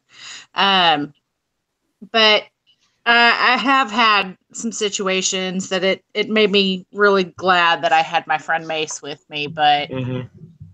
most of the time, it's one of those, just because I carry it doesn't mean I ever want to have to use it. Yeah. I mean, I never want to fire on another person. That's the last thing I want to do. Yeah. It's something that really worries me, though, with driving for Uber and some of the situations that I've come across. That's kind of why I don't drive late at night anymore, just because most of the crazy situations that I've been in have happened after midnight. And it's like, okay, I'm no longer driving between 11 o'clock and 7 o'clock in the morning. People just get too crazy, and some are drunk and some are just assholes. Yeah. Yeah, that's the unpredictability of your business is probably unnerving, not knowing, not knowing who's going to get in the car and in what state they are, you know what I mean? As far as state of mind, state of inebriation, state of anything. That's scary. You guys both do that, right? You and Tardot both do that? Yeah. Well, since he took over working at the pawn shop, I pretty much try to get it through the schedule that I drive while he's at work. And when my mom is home, I get her to watch the kids for me. But the days he's off, he sometimes goes out and drives for Uber, or he'll drive late at night the night he gets off if he's off the next day. But yeah, not a lot of people mess with him because he's like 6'4", over 200 pounds. So yeah, I know he's a tall dude. But I'll tell you what, like that's kind of what people think. Like that puts you at a disadvantage in life, I think, with the assumption that well, so and so can handle themselves, or nobody's going to mess with them. It's it's not. I think it's foolish to. I mean, I know what you're saying. You know what I mean, for sure. But I think people walk around the world, men and women both thinking like, it wouldn't happen to me, or I'll be good, or nobody's going to do it to me. And, it can. It's just, leaving late at night like I do too. I always think about it. I park in a parking garage, and I'm usually up towards the top because of when I get there, it's usually full in the bottom. And what's nice is at night, because there's glass. It's like it's not. You can see out when you're walking in the hallways or whatever. So when the elevator first opens up at night, because it's dark outside and there's lights inside, you can actually the windows are actually like sort of partially mirrored. So I always make it a point to never just walk out of the elevator, without looking. I let the elevator doors open and I look in those mirrors and look to the left and the right and make sure that there's nobody standing there. Which to some people probably sounds paranoid or, whatever, but restaurant employees can be very easy targets for people. There is a lot of businesses are still cash. Servers carry tips, and we've had some. There's a lot of stories out there of bartenders and servers and even some cooks or whatever. They're leaving their shift at the end of the night, and people assume that they're going to have cash on them, and that they're an easy target. So, it's always something to think about. Oh yeah, I used to be a bartender. I totally understand that idea. Yeah, but Tardot said you weren't very good, so you didn't really have tips or anything. Tardot wasn't even with me when I was a bartender. He talks a lot of crap. Tardot didn't tell me that. I don't want to get him in trouble. Of course you do. It's fun. Yes, I do. It's fun. You're right. Ape knows me. So, if anybody has anything else, well, you know what, too? I guess that guy's wife doing what you do has got to be the same thing. Like, you've got to constantly be keeping an eye out for yourself, and like I said, put your head in the swivel, right? Even just walking to and from your car, like doing all that kind of stuff. Outside walking to my car doesn't really bother me. As soon as I get in the building, or even as soon as I go through the gates, at that point you're definitely kind of watching what you do. They have security that has to round the building every so many minutes, and the vehicle can't be stopped for more than a certain amount of time. So we're constantly being watched outside in my car. So, and we walk out as a group. So that's good. Yeah, but I don't know. Around here, though, I mean, because we live in Podunk, that's what I tell people. We live in rural East Texas, so usually when you go to the car insurance place, this was before you could do everything online. Right. They would actually have flyers out, and they would say, like, hey, there are gang initiation things that are going on. So if you're driving down the road and somebody flashes their high beams at you, don't do anything. Don't flash yours back to let them know, hey, I don't have mine on, because it could be potentially a bad thing where somebody turns around to come after you. Yeah, and I heard the same thing. I actually heard the same thing the other day after I was telling people about what happened to me. They brought that up, that they had heard that was something that was happening. Yeah.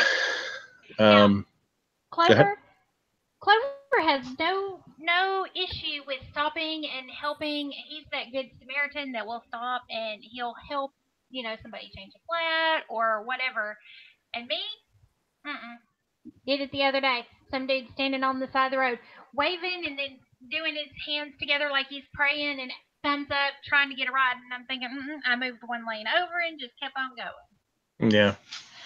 Well, I mean, you have to, sort of like Sarge said earlier, you got to go with your gut instinct, and you got to say, you know what, I don't like this. I don't like this feeling, and that is what it is. But that's one of my biggest things about when I really started, because I wasn't able to carry before at my other job, but this one I can actually keep it in my car under 2 locks.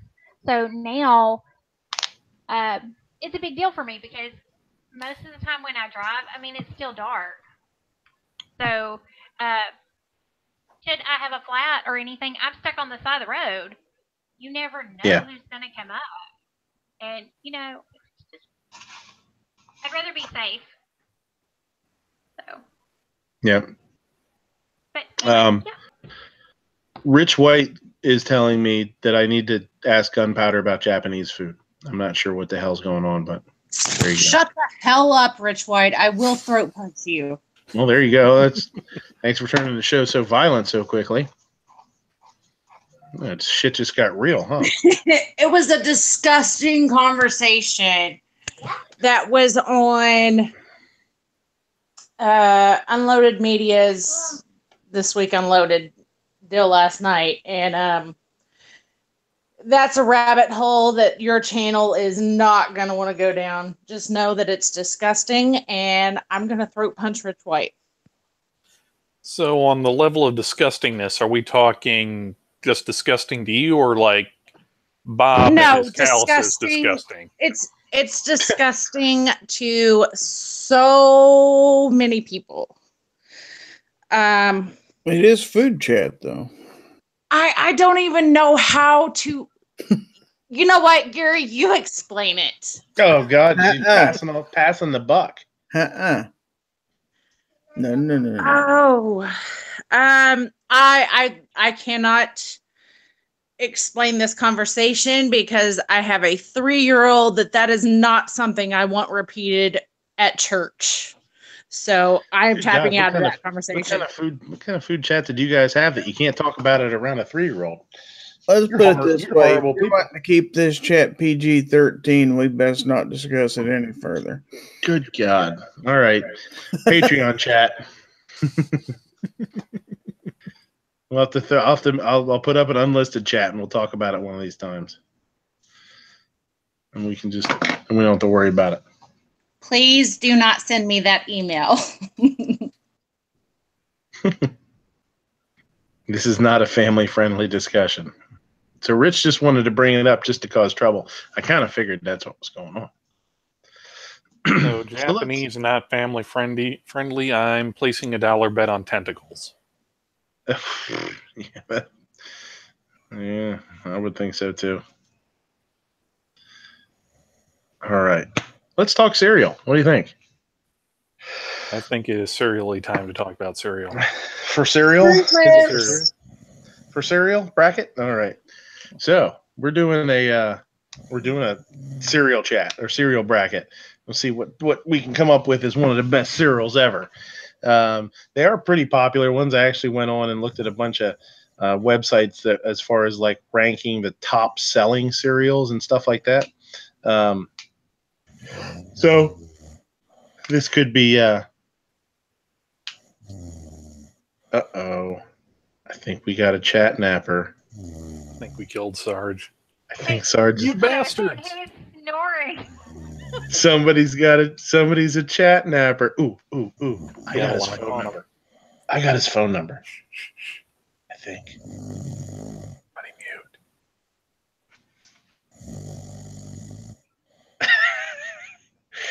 I wonder if G-Web still has those chat napper patches. He used to have chat napper patches.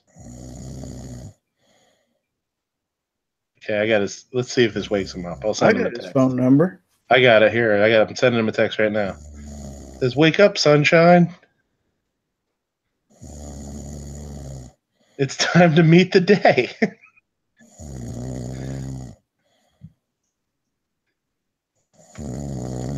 All right. We'll let Sleeping Beauty lie here. I've been there. All right. So let's talk cereal. So what I did was I looked at a bunch of different apps, not apps, but websites that ranked them like top 10, top 20 as far as sales and all that kind of stuff. And I just sort of compiled a list.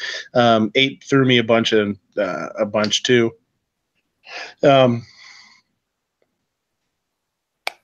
So I did switch a couple in and out. This one should be pretty quick, though, I would imagine. We got 16 of them. We'll see who's winning. So we'll go. Ape, we'll start with you because you're on my left. You go left to right for the first one. Frosted Flakes versus Fruit Loops. Frosted Flakes. Oh, okay. What kind of chicken feed do you want there, Gary? Frosted Flakes or Fruit Loops? Frosted Flakes. Uh-oh. Gunpowder. Are either one of those General Mills? I don't know. I'm going to go with Fruit Loops. Why the hell does that matter? Okay, so there's an ingredient in a lot of General Mills cereal that Deliciousness. it's also an paint stripper for remodeling homes. And I try to stay away from stuff like that. All I heard was you say stripper, and you lost me after that. So we'll see. We'll come back. Stripper. I pretty much figured. Yeah, you cut out of there now. Sandhills, what's going on? Frosted Flakes or Fruit Loops? Come on, buddy. Be on my side on this one. I don't know. That's a hard one to pick. I'm gonna say Frosted Flakes. Sorry, And man. I just realized with the Sleeping Beauty out of the running, we've got an even number of panelists. So, Yep. So we will. who will we default to as our tiebreaker? Let's see. Yeah, let's Rich look in the White. chat here. Rich White. Okay, Rich can be our tiebreaker. Yeah, Vanessa did it last time. Let's let Rich. Yeah. Yep. That guy's wife. What's up? Fruit Loops, Frosted Flakes. Frosted Flakes. Oh, you people make me sad. It's Fruit Loops. I'm a big Fruit Loops fan, man. I go for Fruit Loops over Frosted Flakes. Frosted Flakes takes it. Dang it. Unfortunately. Ugh. All right. Let's go with, here's the next one. Lucky Charms, that guy's wife's old man's probably favorite cereal. It looks like them. Or Cinnamon Toast Crunch. Cinnamon Toast Crunch or Lucky Charms? I'm first on this one. Cinnamon Toast Crunch. Ooh, I like both those. Boy, it's a little bit of everything out there. That guy's wife. Which one are you going to go with? Definitely Cinnamon Toast Crunch. Oh, I thought you were going to have to say Lucky Charms just to keep the old man happy. No, he's not even in here. I don't even know if he's listening. He was in there earlier, but he might be. I mean, G's got a chat going on, and Roll Call's got a chat going on right now too. So, but believe it or not, I have a mind of my own. So I say what I want to. Well, that's good. I would say that too, but if my wife's listening, she would get mad. I don't care what he says. Civil disobedience, right there. It's a revolt. Exactly. There you go. Sandhills, Cinnamon Toast Crunch, or Lucky Charms. Okay, just like the last one, it might my answer might change, depending on the day. But right now, Lucky Charms. Gunpowder. Cinnamon Toast Crunch, of course. Yeah, I think that's the way to go too. Gizzard. I like the marshmallows and Lucky Charms, but other than that, the cereal's kind of blah, so I'm going to have to go with Cinnamon Toast Crunch. You mean you like the chalk? The chalk in there? That's delicious. Yep. Gizzard Toast Crunch. Heard that. Ape. Cinnamon Toast Crunch. All right. Cinnamon Toast Crunch takes it. With extreme prejudice. Lucky Charms is funny because we have to, once my son learned about Lucky Charms, now my wife likes them. We have to hide them because he'll just go to the pantry and point to them. And then we'll give him a little cup of them for like a snack or something. He'll just eat the marshmallows out and then go back out and point for the box again. I was like, man, we got to hide this shit, man, because he's just going to go eat a whole box of marshmallows and freak out. Golden Grams versus Cocoa Puffs. Ape. Golden Grams. Gizzard. Cocoa Puffs. Oh. Milky Cocoa Puffs. Gunpowder. Cocoa Puffs. Cocoa Puffs. Sandhills. Neither one. Neither. Oh boy, I've never had somebody not pick, but okay, we'll allow it. You could always pull a G-Webs and defer it to somebody else too if you want, but that's okay. No, I vote for neither because I can't vote for either one of those. So Okay. sometimes on a real election, if I don't know any of the candidates in a given race, I don't vote for any of them. I just leave them all blank. That's what I'm going to do here. There you go. That guy's wife. I'm gonna say Cocoa Puffs. Cocoa Puffs. Doesn't really matter. I'm trying to think. I don't know. Doesn't really matter. I'll go. Cocoa Puffs won it no matter what.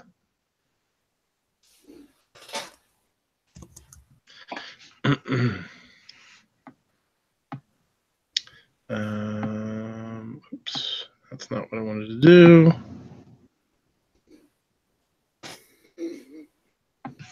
All right. Next one. Fruity Pebbles or Frosted Mini Wheats? Oh boy, that's about as different as you can get, right? Jesus. I think Fruity Pebbles got to go. I got to go with Fruity Pebbles just on the chance, just on the fact that the milk is going to be awesome after you eat the cereal. You just got to eat it super fast because it gets soggy in like 9 seconds.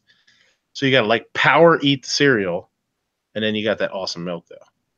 So I'm gonna say Fruity Pebbles. That guy's wife. The shredded wheat.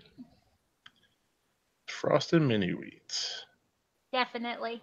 Yeah. Sandhills.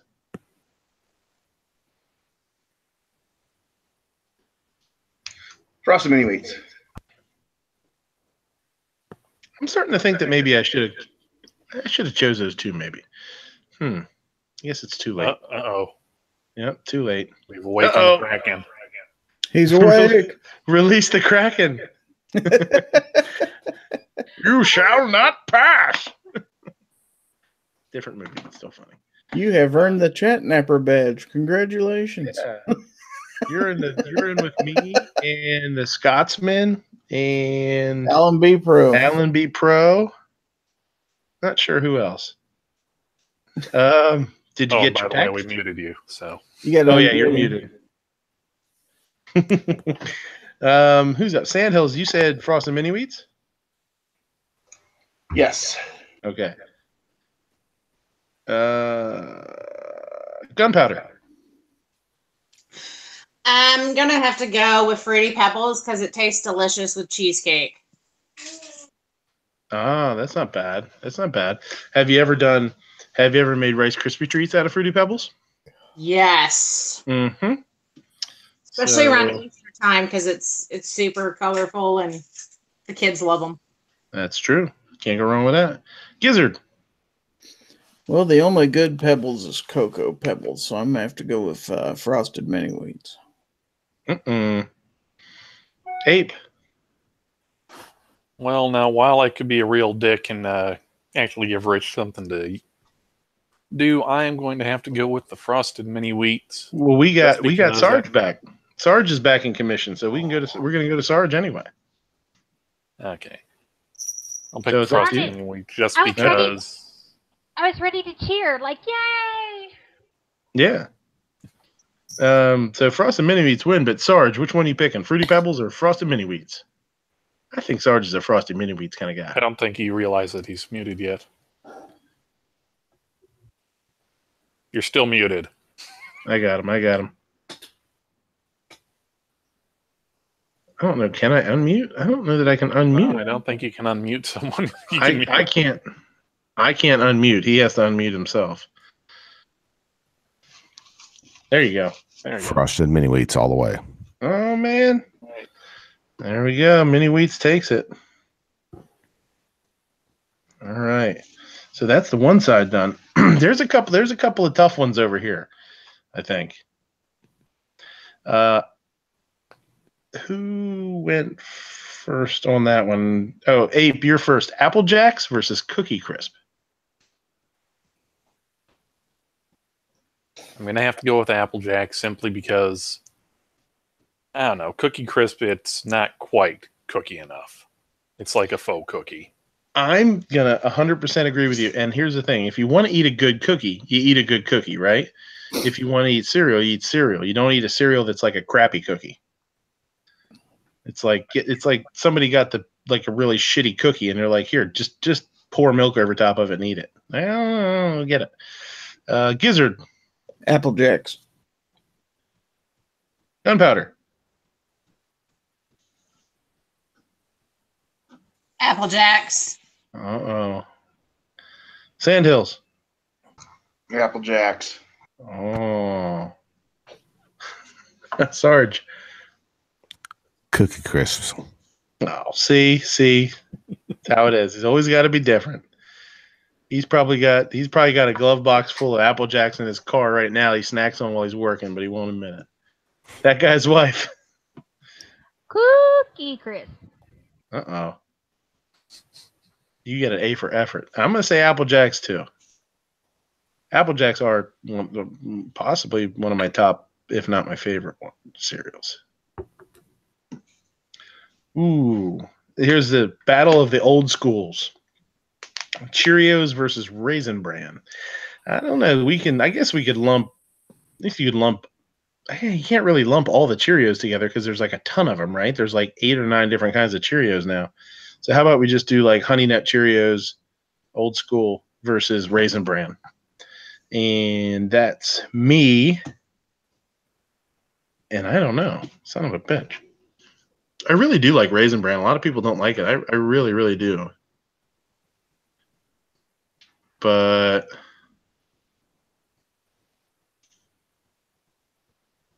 man, maybe I'll defer. Maybe I'll defer and let Rich take it if it's a. Nah, let's go Cheerios. I'm gonna go Cheerios. That guy's wife, what's up? Raisin Bran. Sarge. Are we talking good quality Raisin Bran or generic? Yeah. No, whatever. Yeah, whatever's top notch. Top notch. Right. A1 number 1 good stuff. Oh, clearly Raisin Bran. Clearly. Okay. Sandhills. That's a tough one. If you had said just regular Cheerios, it'd have been a shoe-in. But I think if we're talking about the real deal, I'm going to say Honey Nut Cheerios. Gunpowder.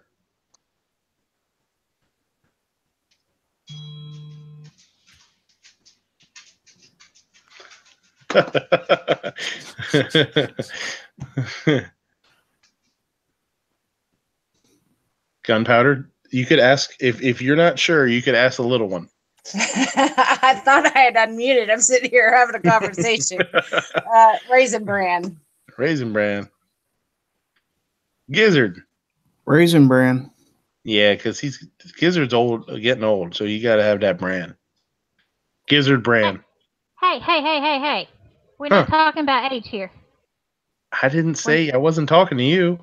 I know, but we're not talking about age. Raisin Bran. That's not an age thing. Watch it. I'll throat punch you. There you go. Gizzard Bran. We weren't talking about age, but I guess if the shoe fits and you get offended, well, I guess we know who's old and who's not. Thou dost protest too much. No. Ape, they do have the banana Cheerios now. In with the bananas bullshit. If you had stuck with regular Cheerios, I probably would have gone Raisin Bran, but since it's all the different kinds of Cheerios, I'm going to have to go with the apple cinnamon Cheerios. I don't know if they still make that, but it was excellent. I love the apple cinnamon Cheerios too. We're doing the honey nut Cheerios though. Does that change? Or with Honey Nut Cheerios? Yeah, I think so too. They're pretty close. But the apple cinnamon is pretty awesome. Cheerios wins it. All right, Honey Bunches of Oats versus Captain Crunch Crunch Berries. Ape. Honey Bunches of Oats because it doesn't cut up my mouth. Yeah. Captain Crunch can be pretty brutal sometimes. Gizzard, Honey Bunches of Oats. does the Captain Crunch hurt your beak? Nope, That I one? just prefer it. Oh. Gunpowder. Honey Bunches of Oats. Oh. Sandhills. Did you say with or without the crunch berries? With. Then I'm going to vote that one. And then I have to get rolling because morning's going to come quick. So I'm going to defer all the rest of my votes to Sarge. He's the only one who's rested up enough to actually be clear-headed and make good decisions. You know, that's what nobody understands is that was a strategic move, that power nap. You know, Again, I'm not going to say anything about age, but you know, if you need a nap to get all the way through a chat, then you do what you got to do. That's right. I'll Hey, take that. Thanks, Midnight. I will catch you guys all later. Yeah, buddy. Thanks, man. Later. Later. Sarge, you got 2 votes. What we're at Honey Bunches of Oats versus what was it? Captain Crunch with the crunch berries. Oh yeah, just for safety's sake, we have to go with Honey Bunches of Oats. Oh man, that makes it. Boy, that gives it 2. That's 5. That guy's wife. Honey Bunches of Oats. Oh man. I'm gonna have to go Captain Crunch, but it still gets its ass kicked. I don't know. All right. Hey, this one might be tough too. I don't know. I guess it depends on how much you like peanut butter, because it's peanut butter Captain Crunch versus cinnamon Life cereal. Both are really good. I'm a peanut butter junkie. I'm going first on this one. I'm a peanut butter junkie. So my brain tells me that I got to pick peanut butter Captain Crunch. And I think next time I make a peanut butter and jelly sandwich, I'm going to put peanut butter Captain Crunch on it too, just because I've never done that and it sounds awesome. That guy's wife, what's up? I'm gonna go Cinnamon Life. Yeah. That's some good stuff. That's you some like good more stuff. You like more grown-up cereals. You're all an adult and stuff. Well, I am a grown-up. Plus, Man. believe it or not, I don't eat cereal. The only time we buy cereal, I buy it and I can it. I dry can it in little jars for the grandbabies. Oh yeah, that's cool. I don't even eat it anymore. Hmm. Yeah. Sarge, you got 2, buddy. Captain Crunch, peanut butter, or Cinnamon Life? We're going to risk it, and we're going to go just to get to the peanut buttery goodness. We're going to go with Captain Crunch. Boy, that's a big hit. That takes it up to two of them. Bam, bam, bam. Gunpowder, what's up? Cinnamon Life. Gizmeister. Cinnamon Life. Uh-oh. Oh, man, it's down to the man in the banana hammock. Thought we agreed never to talk about our trip to Oklahoma. Captain Crunch? Go ahead. Even though it was on my suggested list, I'm going to have to go with Cinnamon Life over Peanut Butter Crunch. Man, all right. That's not bad. It was close. All right. Over to the other side. Your first ape, Frosted Flakes against Cinnamon Toast Crunch. I think that's an easy one, to tell you the truth. Gonna have to go with the Cinnamon Toast Crunch. Mm-hmm. Gizzard. Or the generic equivalent. Yeah, right? Yeah, because who cares? Cinnamon Toast Crunch. Gunpowder. Sorry, I had a 3-year-old screaming like a banshee. What were my options? Frosted Flakes or Cinnamon Toast Crunch? Cinnamon Toast Crunch. Mm-hmm. Sarge, you got 2. Sandhills is kissing ass, kissing butt. The Cinnamon Toast Crunch. Oh, man. It might get swept here. That guy's wife. Cinnamon Toast Crunch. It's a clean sweep because I'm taking it too. I think Sandhills is starting to have defer or regret. Hey, what's going on, Armament and Axis?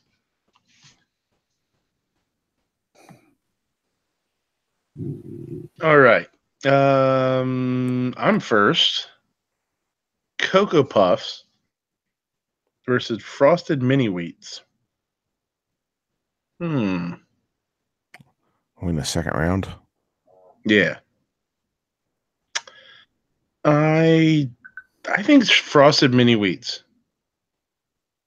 I don't know why. I think that's the way to go. That guy's wife. What were the options again? A grown-up cereal versus Cocoa Puffs. It's Frosted Mini Wheats versus Cocoa Puffs. You're so funny, aren't you? It's definitely frosted shredded wheat. Definitely. C4, you got 2 to give us.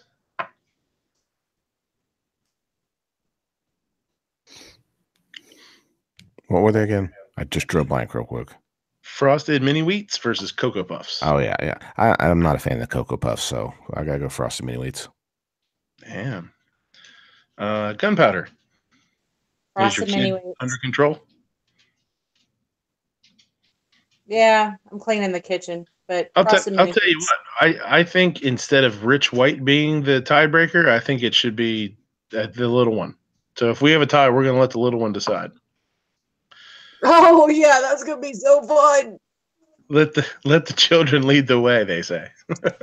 Yeah, okay. Of course, we can hear what other new words Gunpowder's been teaching. That's right. She's like, I want the effing Cocoa Puffs. Shut up. Oh my gosh. Yeah, just mark mine down for Frosted Mini Wheats. That's it. Gizzard. Frosted Mini Wheats. Ape. Gonna have to go with Frosted Mini Wheats. Another sweep. Gosh.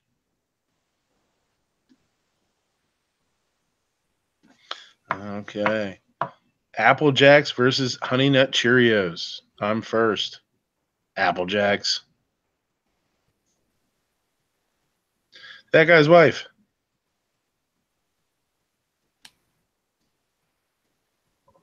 Apple Jacks. I thought you were going to go Cheerios. It's a little more adult version. Believe it or not, I am not a Cheerios fan, and it pretty much doesn't matter what flavor they are. Interesting. I would have thought the traditional little bland cardboard little O-rings would have been all about it.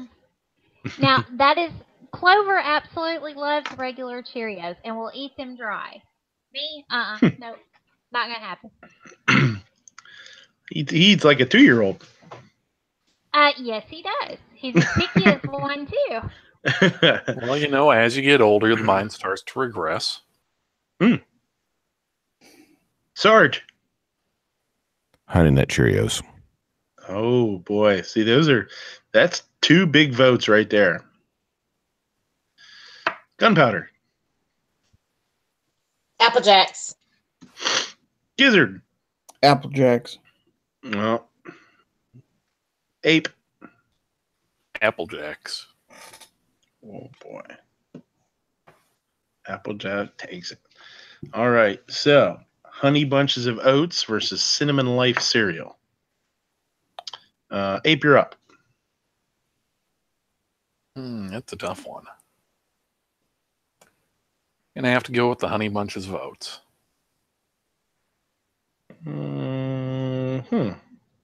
Gizzard. Honey Bunches of Oats.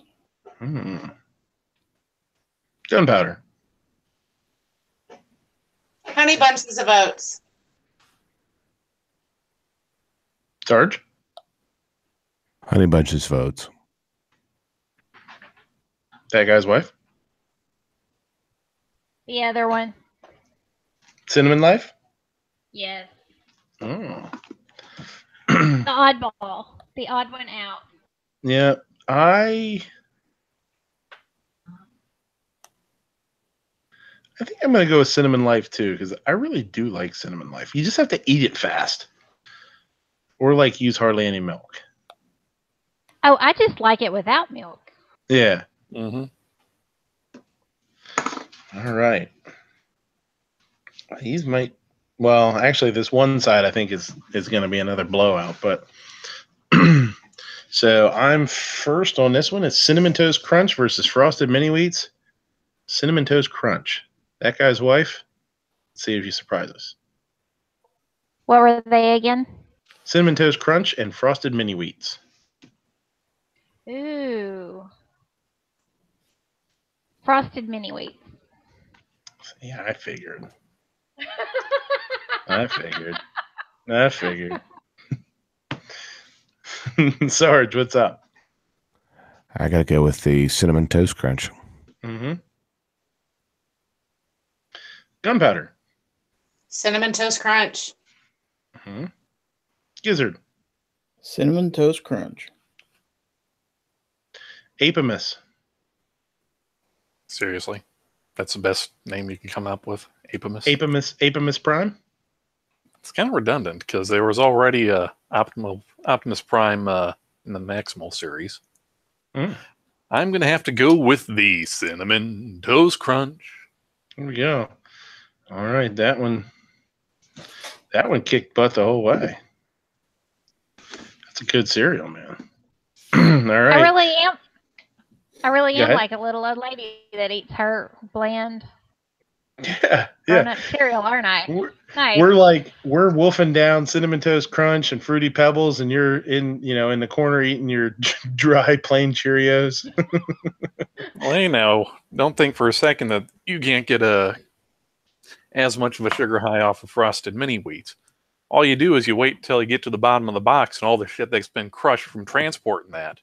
Mm-hmm. Pour that in a bowl and just enough milk to wet it. That's where all the frosting goes. Like cereal paste. What's going to happen is I will not be the crabby one that's all bound and stopped up. Just saying. Most of the people in these chats don't have to worry about that because they talk enough shit. They don't have to worry about it. They're good. Mm-hmm. Well, okay. I'll give you that one. Sarge, you got 2 votes. Wait, what the hell are we doing? Apple Jacks versus... Wait, what are we doing? It's a new round. I don't know what we're doing. Yeah. I'm sorry. Yeah. Doesn't have this tiny water and Red Bull. Yeah, I am starting to fade. So it's Apple Jacks versus Honey Bunches of Oats. Who is it? Me, I guess. I'm gonna go Apple Jacks. That guy's wife. Apple Jacks. Sarge, you got 2. Honey Bunches of Oats. Oh, must be a cop thing. Gunpowder. Damn it. I might have to go with Honey Bunches of Oats. I'm assuming your daughter is disappointed in you for your choice, but okay. Yeah, so is my son. Yeah, if he's awake, I'm sure he can answer. Gizzard. Honey Bunches of Oats. What world are we living in? Ape. You have entered the Twilight Zone. Yeah, for real. Honey Bunches of Oats, especially the generic Walmart brand because they had extra cinnamon. This is communist Russia or something? Jesus. The chat has failed you. Abandon all hope. I know. Hey, the last time y'all did one of these, y'all did it on ice cream. And let me tell you, I was yelling at my phone the entire way to work that morning because y'all were completely wrong. That's because I would imagine, okay, we had all these different things, right? All these crazy things. And you were probably like, no, vanilla ice cream. That's it. That's the way to go. No. I was not. But they were picking like orange creamsicle. And I'm like, you've got to be kidding me. Well, I don't remember what it was up against. I don't either. But I remember yelling at my phone literally the whole morning. And then I was pissed off while I got to work. I was like, these just, stupid people just don't know what good ice cream is. I was saying other things, but I'm going to keep it clean on here. So anyway. Okay, so we got Ellis and G pissed at us for the sandwich chat. That's right. Yeah, that guy's wife pissed at us for the ice cream chat. That's right. You can't win. You can't win. It definitely makes for an interesting ride to work, you know, when I get to listen to these later on. So it would be even. I would love to. I was going to say like, a 5-hour chat. A 5-hour chat takes me several days to listen to, though. Yeah. Well, yeah. I mean, but it gives you time to cool off in between, so you don't get so upset. Definitely. I would have loved to have Clover in the car with you while you were bitching to like record it. Be like, my wife is crazy. She's going nuts over an ice cream chat. What is wrong with her? So what you're saying? Oh, yeah, that's what we need to do. We need to go big time production and have commentary tracks for our commentary on ice cream. Well, that would have been what they call a reaction video, right? That would have been a perfect reaction video. Well, at 24 years, if he doesn't know I'm crazy, oh my gosh, he's in for a very rude awakening. There you go. That's how little he pays attention. But it takes one to know one, so I think we're okay. All right, here we go, and it's the last one here. Cinnamon Toast Crunch versus Honey Bunches of Oats. I think I'm first. No, Ape's first. No, gee, thanks. Put all the pressure on me. Oh, no pressure. You're first. Nobody. It doesn't matter. If it's tied up at the end, I'm the one that gets the trouble. Damn. Both have cinnamon in them. That's a defining factor. Oh, they got cinnamon. Rah.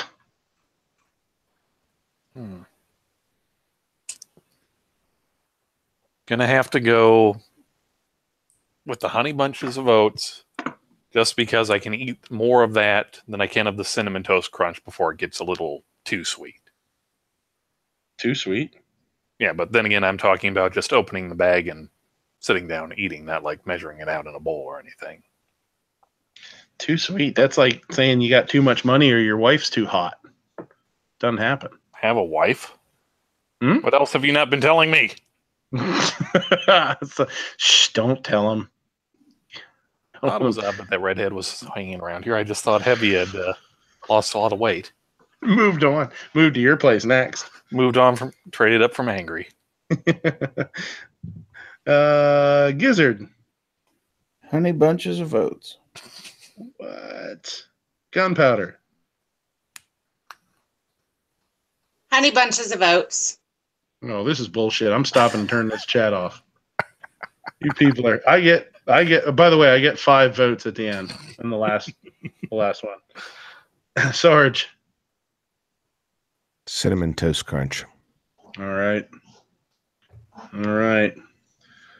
So I mean, it's without saying that if that guy's wife doesn't pick Cinnamon Toast Crunch, it's the last time she'll ever be on a chat. I don't know if she knows that.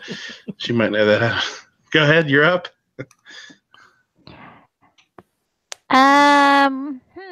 Just pretend that Cinnamon Toast Crunch is actually just like grape nuts or oh my god, I love grape nuts. Or just why was grape nuts not on your list? or just cornflakes. Pretend they're cornflakes. Cinnamon Toast Crunch was actually going to be my answer before you started all this. All right, and I'm going Cinnamon Toast Crunch. Why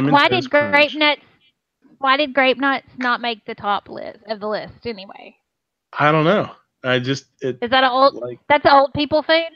It must be because because it's not cereal. It's a starter kit for beer.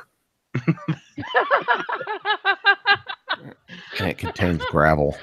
Yeah, I was gonna say it's like if you know how some when you get like granola, some granolas like got a bunch of stuff in it that's awesome, and then like 1 or 2 things that are like just horrible and nobody wants them. Like if you would strain all that stuff out, that's what grape nuts is. It's just all the shit that Oh nobody my wanted in their granola. Oh my goodness. Okay. I'm gonna walk away from that. Just gonna. Okay. Cinnamon Toast Crunch is officially the best cereal on the planet. There you go. Okay, Cinnamon Midnight. Toast I'm gonna Crunch have to one. drop out. Yeah, we're gonna shut it down here. I gotta Okay. change the laundry and go to bed and all that stuff too. So, that's no big deal. We're gonna cut it off here.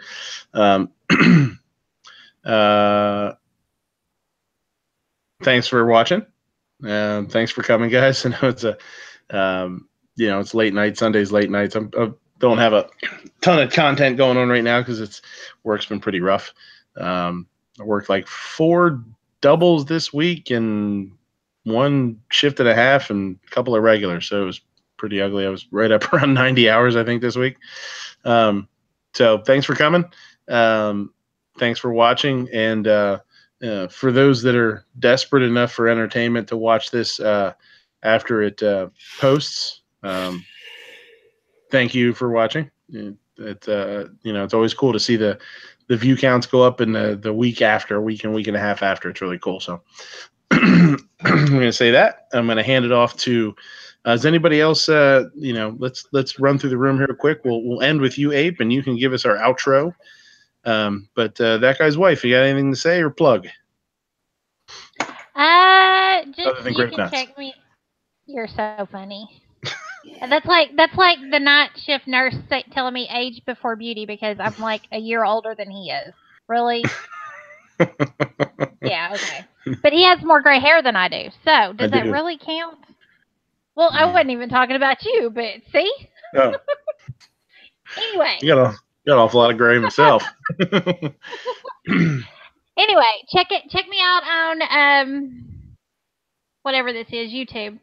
My brain's starting to shut down. It's midnight. I've been up since 4:30. Everything's starting to lock up. Yes. Anyway, check me out and always watch out for Gun Gals and of course be watching for some awesome stuff because we're going to go to the range this weekend. It's gonna be awesome. So, yeah, absolutely. That is really cool. You guys are gonna. I'm sure you guys will all have content from it too. I'm which sure, is neat. definitely. Yeah, you guys can see the day from different perspectives. That's cool. Sarge, what's up? Oh, nothing. I appreciate the invite. It's been a long day. It's going to be a early morning in the morning, as you could tell by me laying out there for a little bit.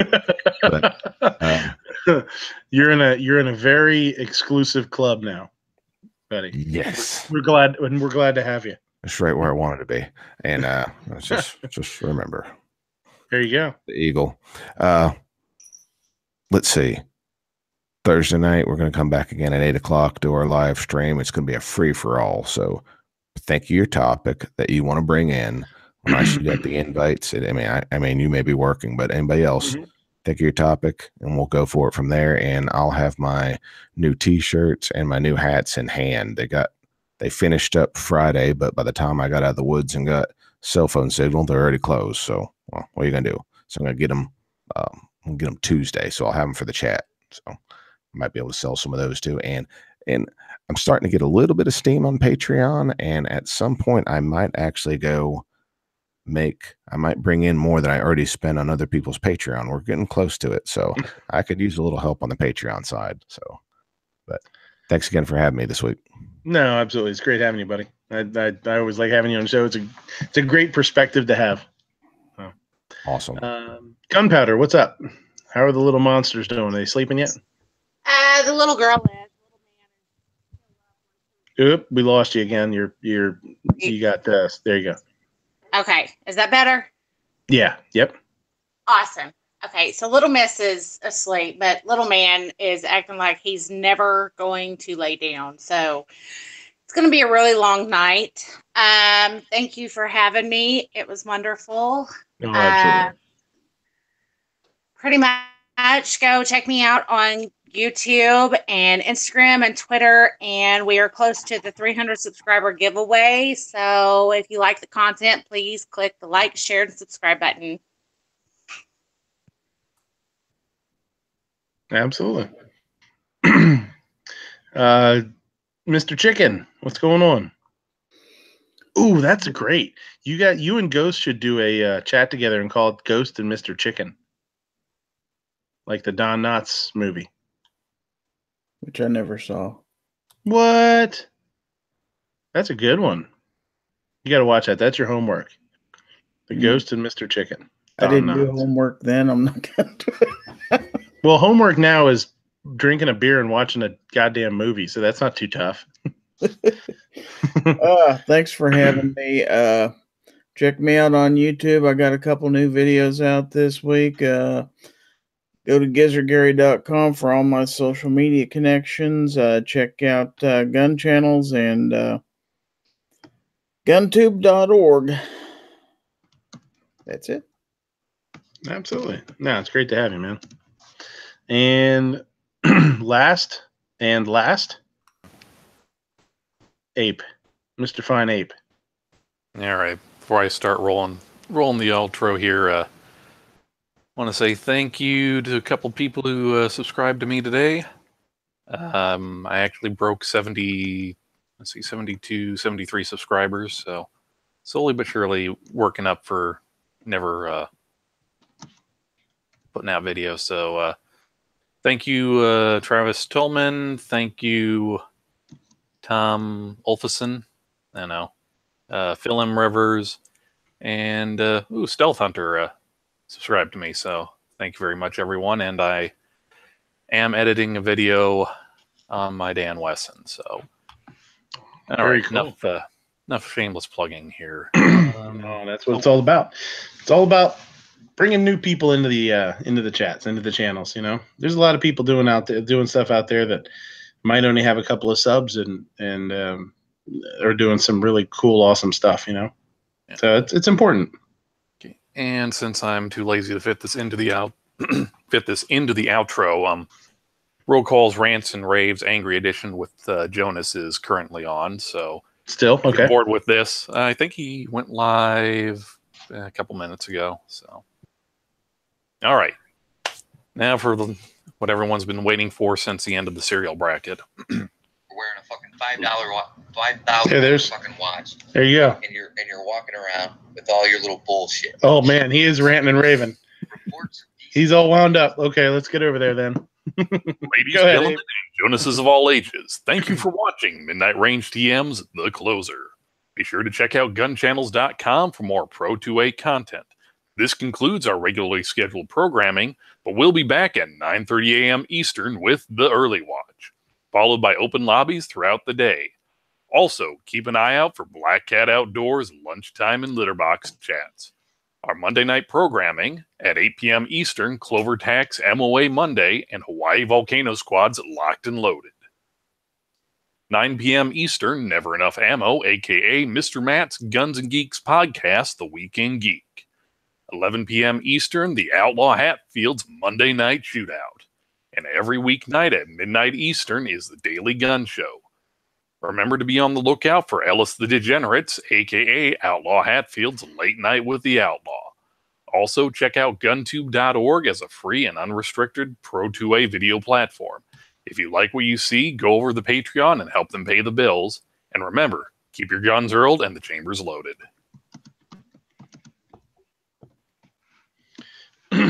Awesome. Doesn't get any better than that. That's the best outro in the business.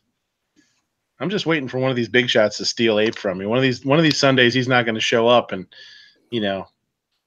freaking, Matt's going to have him on his Guns and Geeks chat the next day. I'm like, what happened to my man's? He's gone. Not very likely, especially since I like to get the extra pay for working overnights. Oh, I see. Well, you can't beat that. No. So I would. Thanks for everybody coming.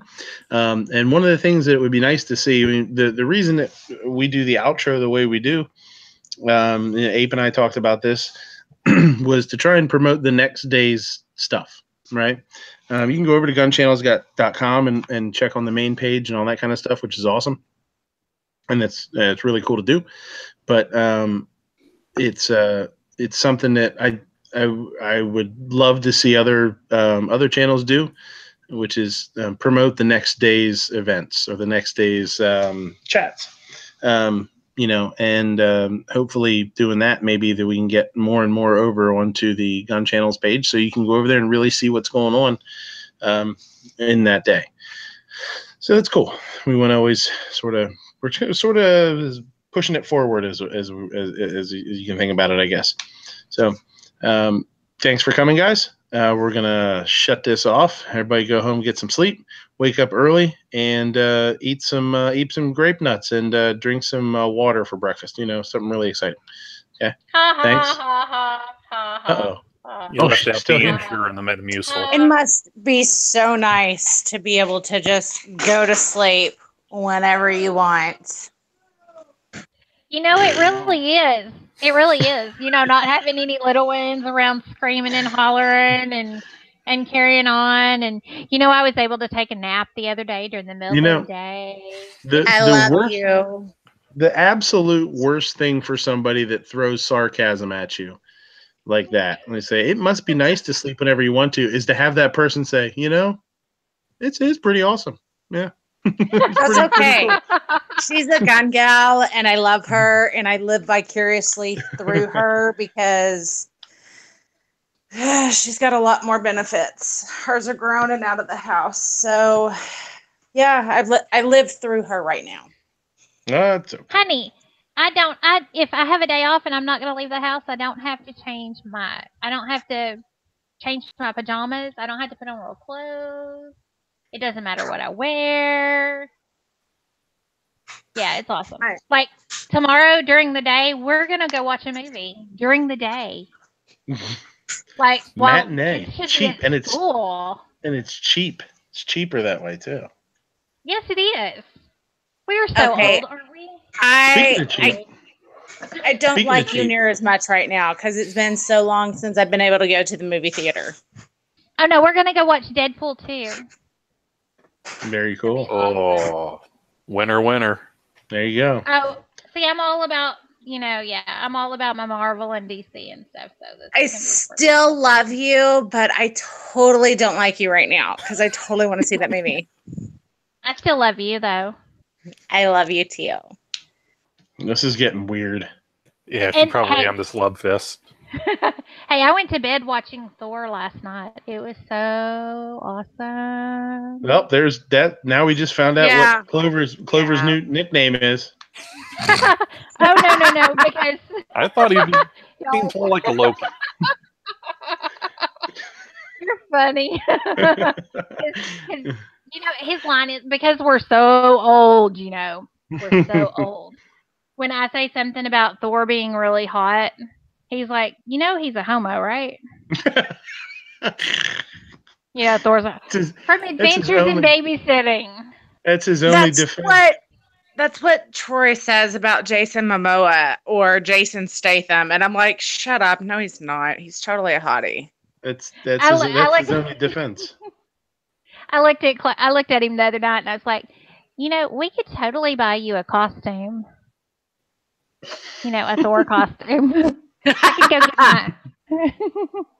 He didn't care for that too much. You see him dragging around like a hammer that he already has. Oh no! I have a Thor hammer.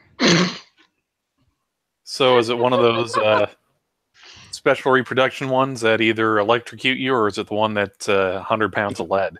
Oh, the magnet. Actually, if it's 100 pounds of lead, don't let Clover near it. Otherwise, he might turn into bullets. Yeah, he'll melt it down. Yeah. Oh yeah, he would definitely. He's already. Anytime I do my little, I took a 38, not a 28 shotgun shell, and I glittered it. It's so cute.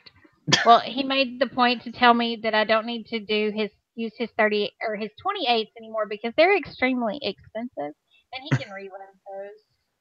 Yeah, 28 gauge isn't the most common thing. That would be the old. But it's so dainty and cute. Little 28 gauge. I've never heard the words dainty and cute used to describe Clover before, but okay.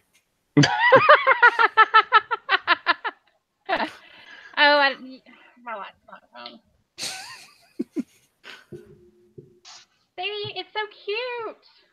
Oh, is that a Christmas? Is that a Christmas ornament now? No, but you could put it on your like on your mirror on your car. I was about to say that thing is so cute. I'd hang it from the mirror in my car. See, exactly. You guys are twisted. It's a chick. It's a chick thing. I suppose. It's a chick thing.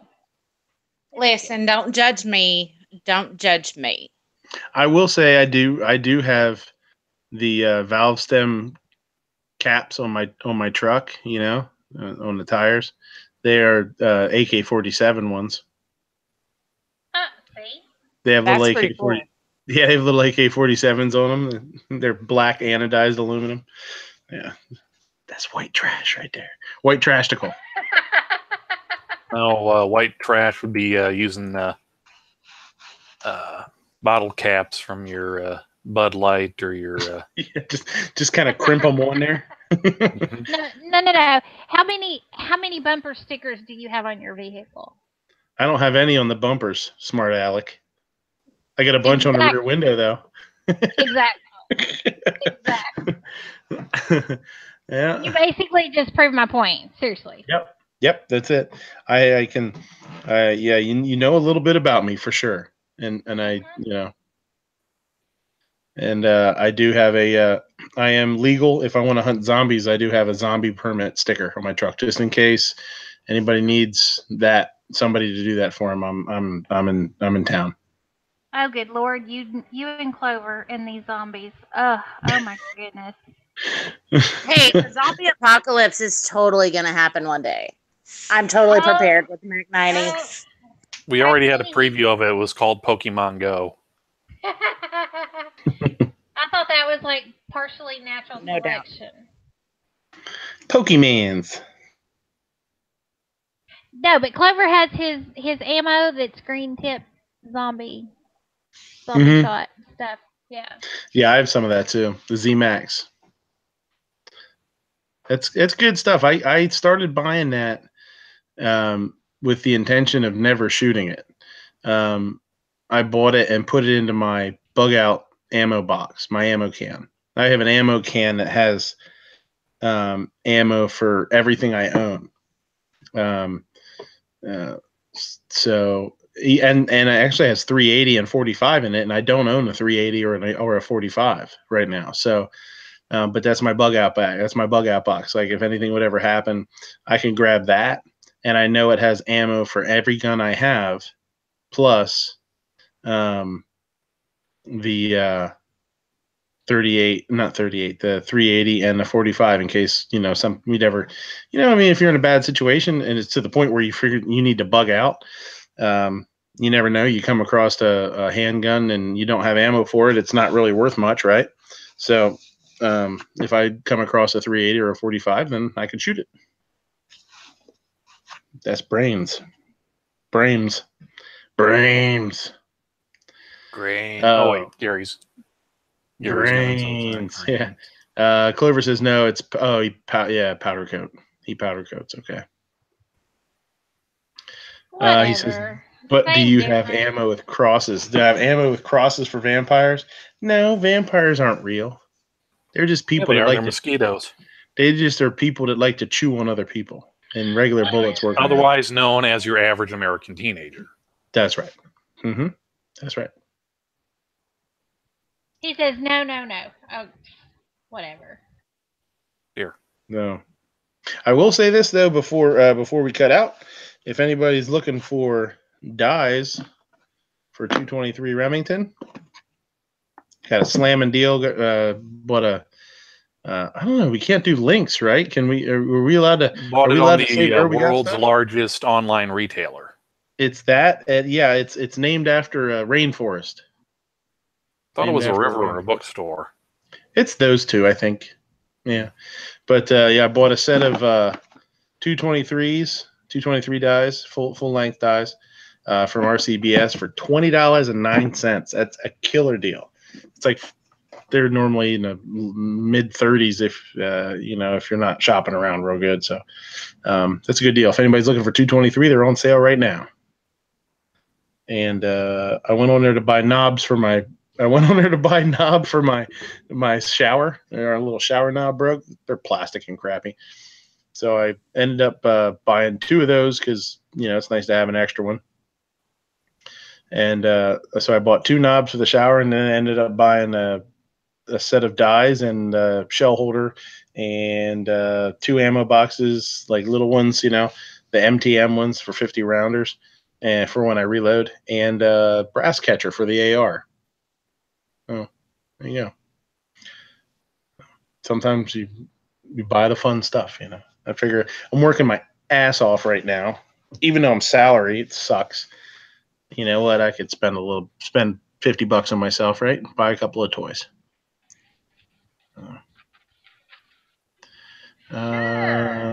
Clover says vampires are easy, just a little bit of wood dowel in the hollow point. Yeah, no, but there you go. That's easy, right?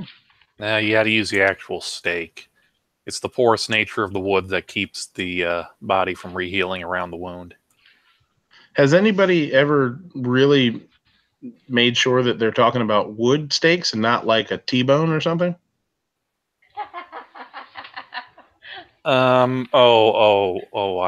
realize. You drew the short straw and they made you wear the meat vest, didn't they? Mm-hmm. That was awesome. Yeah, because it fits my hand better. Yep. So let's cut out here. Let's go over to roll call and Night Strike if they're still live, and make fun of them and get them all wound up and stuff, because that's always a good time. Sounds awesome. All right. I'll see you guys later. Thanks for coming. I hope you had a good time, and come back and visit us next week. If you don't get a link, ask for one. All are welcome. We're having a good time here. All right. Thanks, guys. Have a great night. Thank you. Have a good Thank night. you. Goodbye, ladies and gentlemen. See ya. Bye.